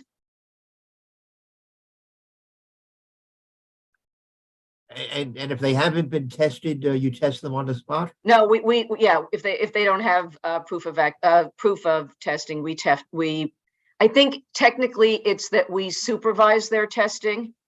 I think that's how the rules work. So we hand them the swab, we supervise their testing, but they self-administer. Oh, self-administered. Okay. And then there was one other point you made after that. Staff are all in compliance with DOH vaccination requirements.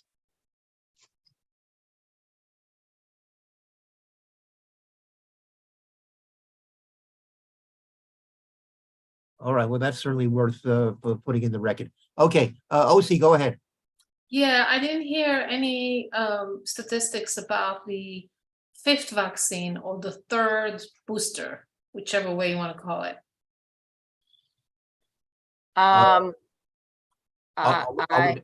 sorry. Are we now supposed to do a 3rd one? Of course. Oh, I was not aware of that. Steve? I'm sorry. I was. Seriously? Yeah. Yeah. There is a third booster or a fifth vaccine, if you will. Oh, that's right. That's right. That's sorry. This is the one that covers the The bivalent vaccine. right, We right, are, right, we are offering the bivalent vaccine. right.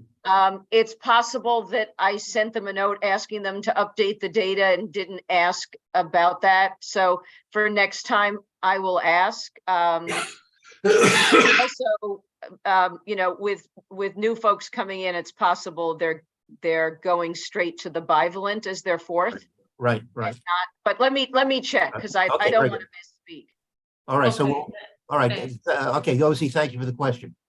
All right, anyone else? All right, very good. All right. Moving on, the report came out from our district manager on the FY24 budget rankings. And in case you didn't carefully study them,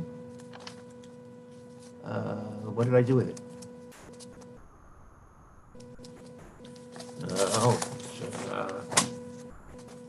It's probably in front of me. Yes. Okay. So, you know, we had 11 expense budget requests that we submitted to the board overall, and you know, our number one item is, as it has been for the last number of years, under Sally's tutelage, was to expand mental health services in the community, especially for senior students and others whose mental health and social engagement have been adversely impacted by COVID-19. And I think for the last 2 or 3 years, the board as a whole has also endorsed this as its number one priority. This particular year for FY24, it is now number 7. Our number 2 request was to open a full-time vaccination site for COVID-19 and monkeypox in Washington Heights, with an annex or other regular presence in Inwood. That was the number 23, which I'm frankly surprised about. Number 3 on our list was to increase substance abuse services in our community, including opioid overdose prevention education and funding for syringe cleanups and collections. This ended up as number 14 on the board's list. Our number 4 was to increase services to prevent and treat chronic diseases such as Alzheimer's, diabetes, cancer, heart disease, and hypertension, conditions that increase susceptibility to COVID-19, as well as long COVID. And that ended up, again, a big surprise to me, number 41 on the board's overall list. Our number 5 was to increase staff and technology to conduct a regular noise enforcement, especially at night, and a community-wide education campaign on noise pollution, air quality monitoring, and water quality testing. So Tanya evidently influenced the outcome, and this is number 9 on the board's list. Number 6 on our list was to provide funding to ensure that all local public schools have multi-service health clinics with nurses and social workers. Number 15 on the board's list.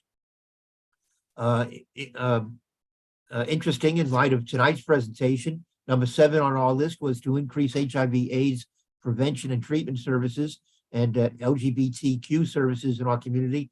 Ended up as number 42 on the board's list. Number 8 on our list was to increase funding for education and outreach on recycling, reuse and composting, as well as proper disposal of household garbage. Number 34 on the board's list. Number 9 on our list. And you may have seen in the news today that this is now a topic number 1 in the city at large. Increased pest control efforts to eliminate rats, cockroaches, etc., exacerbated by outdoor dining in our community. That's number 28 on the board's list. Number 10 on our list was to increase trash basket collection on commercial streets in District 12 with a second shift so that baskets are emptied more than once daily. Number 25 on the board's list. And number 11 on our list, which I think was OC's latest recommendation, was to hold workshops to educate landlords and supers on the implementation of Local Law 97 to reduce carbon emissions from buildings by eliminating fossil fuels and utilizing electrification. And again, I'm disappointed on this outcome. It's number 40 on the board's overall list. And really, if I remember correctly, the board is only supposed to be submitting 25 top expense budget priorities to OMB. But I don't know that that rule has really been followed in recent years. On the capital budget list, we had 4 recommendations. Our number 1 was to expedite the construction of the new garage for District 8, which is on the Upper East Side, and relocate its trucks, which are housed in our district on 215th Street as quickly as possible to comply with the city charter's co-terminality mandate. That's number 7 on the board's list. Our number 2 request was to install green infrastructure, such as bioswales, to divert stormwater from the sewer system and address climate change issues in our community. That's number 10 on the board's list. Number 3 on our list was to provide additional garbage collection trucks and street sweepers with snow plows. Number 40 on the board's list. And number 4 on our list was to continue the replacement of old water mains and sewer lines in our community, number 11 on the board's list. So actually, 3 of our capital budget items were ranked pretty nicely within the top 15. That's a pretty good result. Catherine, you have a comment or a question? Yes. Hi. I wanted to, and this isn't for tonight, but perhaps when we next month or a month in the next year, given our ranking over and over again around mental health access, and in light of today's news, and I think a lot of, I don't want to say interesting, but a lot of misled strategies from the mayor's office, I think it's very fitting for us to maybe invite groups like Vocal New York and other groups who work very closely with folks who are street homeless and have severe mental health conditions, in terms of strategies that they would like to see, right? It's obviously fitting and we continue to rank it, but obviously every time we get back responses from OMB, it's like these things are already funded, but they're not, right? We know that the projects that need to get funded aren't the ones that are being funded.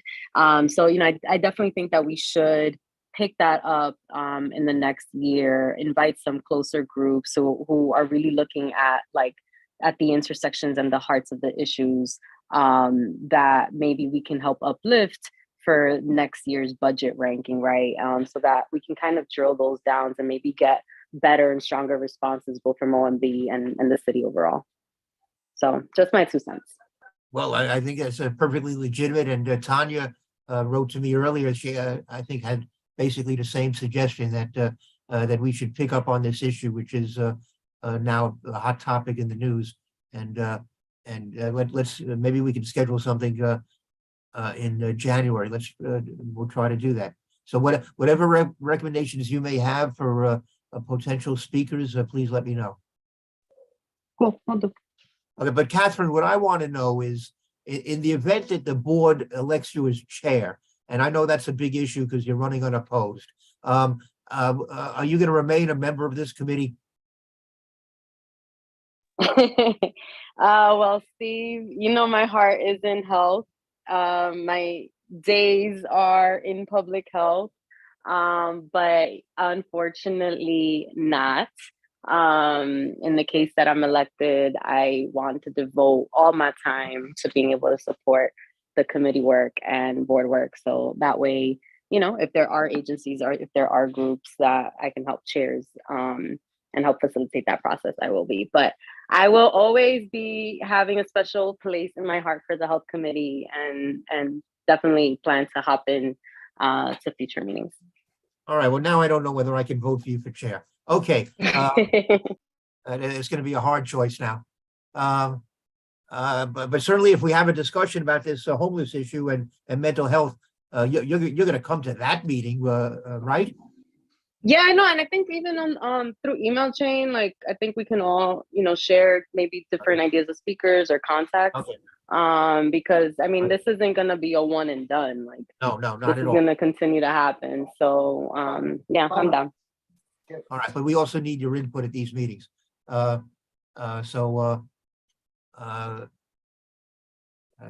can't afford to lose you too. All right, next up on the agenda was DEP service request. Today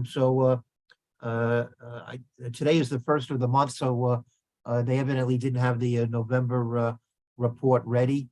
Once I get it, I'll distribute it to the committee members. The Office of Operations, Operation Scorecard, our ratings on acceptably clean streets for October, 83.4%. Inwood declined, fell down to 77.3. So Inwood dragged down the rest of the community. Every other sector in the community was above 80%.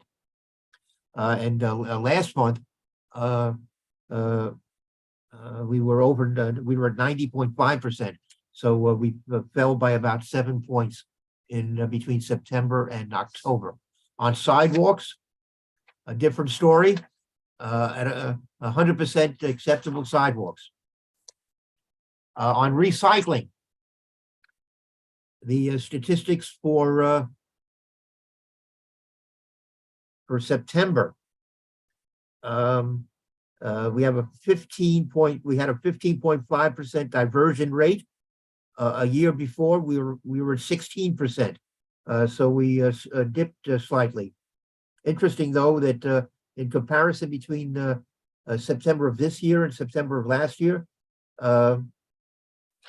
much less refuse, about 20 tons less refuse was collected in our district.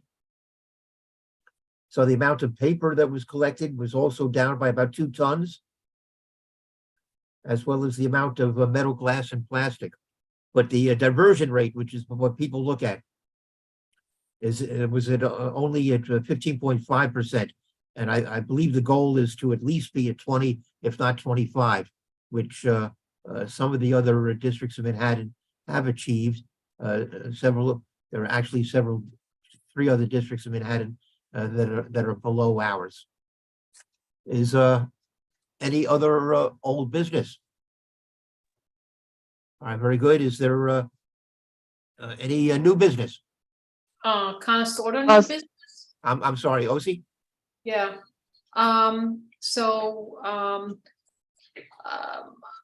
We all know that Sally was trying to put together a recycling, like a e-waste event in the NYCHA housing on 10th Avenue. And I think I would like to revive that and at least have that, even if it's a one-time event, until recycling, I mean, the e-waste will come back online, to have that as a one-time event for Sally. And Steve, I will need your help because I'm not sure who are the people that Sally contacted to have that happen, but I'm sure you know some people, and we should try to get that event going. All right, well, I think that's a solid idea.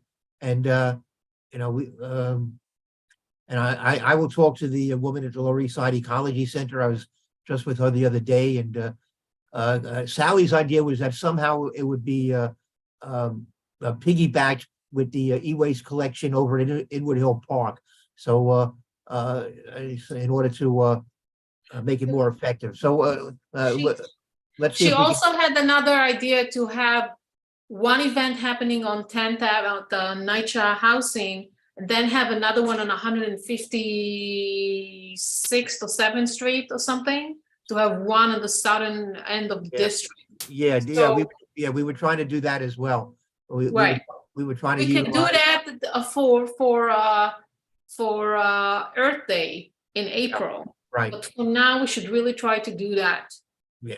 Well, Soon. okay, well, let me find out when, whether the Lower East Side Ecology Center e-waste collection is going to take place again in Inwood, and maybe we can schedule it accordingly. But I think that's a great idea, Rosie. I think we should do that for Sally. Mhm. Tanya? Yeah, I was picking back on the earlier discussion about the mayoral initiative, if we can call it that, about involuntarily hospitalizing people who are suffering from mental illness. My suggestion was going to be that when you bring forth this topic, that you do so in collaboration and maybe in as a joint thing with housing and human services, because those things do intersect as far as the issue. It could be in the form of some type of public hearing on a matter, or something to address with inviting, as was suggested earlier, people who have stakeholders in this issue, including people from the mayor's office. But yeah, I think it should be done in conjunction with them. I think it's also an opportunity to to educate board members themselves about the issue and importance of the issue, because there seems to be a little confusion there because it was ranked so low, that perhaps there needs to be a little bit of that as well. Yeah. Well, I think I agree with you. I think it should be done jointly with that with the Housing and Human Services. And actually, there's another. Maybe we should have almost a full meeting, because there are also some recommendations dealing with sanitation and in residential settings and recycling that committee is also going to be reviewing. And I told them it should also be looked at. We should be doing that together. So maybe we have a joint meeting that covers both of these issues. But yeah. So let me take that up with Marielle and Emily. And maybe Catherine will be able to help assist. Yeah, I was gonna say, Steve, I think we meet the same night as Oh, yes. housing. Yeah. So that's that makes it easy. Yeah, it makes it a super easy lift, and then we can have plenty of time to also plan that as well. So, all right. Yeah, in fact, I mean, our two committees have in the some years past have met jointly, especially if I remember correctly, we had a series of joint meetings on mental health issues some years ago. All right, so those are pretty good suggestions. Any other new business? Any announcements? Not an announcement. Are we supposed to write a resolution about the EC? About what? The EC, the Oh my God! Oh God! Thank you. Yes, thank you. So yes, I want to be able to do it should be a resolution. But I want to be able to send off a letter by December the 11th, which is going to specify that I didn't write down all of my notes, but I want the community board to be notified when there are excessive levels of contamination that are detected by the community air monitors. I want to make sure that the state DEC maybe brings these different developers together to coordinate their brownfield activities, because they're all next to each other. And we want to know who is how is they gonna resolve issues when there is like contaminants that are migrating to the adjoining site. Yeah. Like whose responsibility it is, since they're all three of them like across the street from each other. Well, what I want to do is I want to tell DEC that should be part of their job. Part of their job is if they're going to monitor these different brownfields, they should make sure that that it's all being contained within each site, that nothing is migrating. And Right. frankly, as I said during the meeting, you know, my concern is about any of this stuff ending up on the subway cars, you know, but, you know, I don't know if that's, I don't know if that's a baseless fear or not, but you have this huge subway yard right next to, two of these sites, brownfield sites. Can we get somebody from MTA to address that, to see how they, what Yes. are they doing to address that? Yeah, I'm gonna reach out to the MTA. Okay. Yeah. And I think, I don't know how the heck, Oh, do we need to state that he said, I forgot his name, I'm sorry, James, maybe? He said that, you know, if they need to dig yes, yes, beyond yes, the 26 feet, Yeah. they will do it. yes, yeah. Okay, I want that in writing Yeah, because yeah, he yeah. said that. Yeah, Okay, yeah, thank you. That's a good one. Yeah. All right, so we have at least 4 points. About the air monitoring, digging deeper, making sure that nothing, and coordinating the truck traffic and other excavation activities. and do we need to note that he said that they're not going through the neighborhood, but they're taking the bridge to 87 and taking going to 95 to take the bridge? Do we need to really write that, or do we take his word saying, Well, yeah, but what I'm gonna do is, and I'll check the draft plan, because it should be spelled out in that plan. If it's not spelled out in the plan, then yes, we should bring that up. but he put it on the map, so we are going according to his presentation, saying that that's I know, how but it's gonna happen. there is a plan that's now being reviewed by DEC, and Right. the truck traffic, the route for the trucks should be spelled out in that plan. If it's not, then yes, it should be one of our recommendations. Per what he told us. Yes, oh yeah, Yeah. Okay, because he said that it's gonna happen. Okay. right. In fact, I wish I wish I had I thought in one of the other sites, you know, we said something about how they should take the quickest route to George Washington Bridge. Maybe we said they should go down Broadway. It didn't dawn on me that they should go across the 207th Street Bridge to the Major Deegan. All right, so OC, are you recommending that the committee pass a resolution that contains these various provisions? Yeah, I move to pass a resolution that the committee specify what we just said to DEC.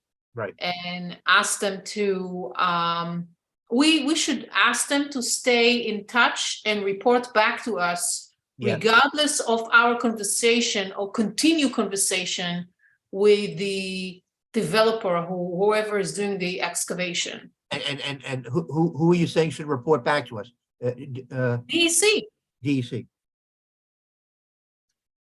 Well, as a separate item. Well, Actually- I especially want them to report back to us on the community air monitoring plan. Somebody has to report back to us about that. That should be DEC. Yeah, okay. Well, Sorry to interrupt. I know we're on I was gonna say, when we invite them, and I don't remember the timing, would it line up with all the other brownfield cleanups in that area, so that maybe they can like give us an overview? He said that they're well, not. you know, really yeah, let's put that in the resolution, that we would like DEC to get back to us on how these, to the extent to which these 3 different brownfield cleanups might overlap. Right. Thanks. All right, is there a second on this motion? Second.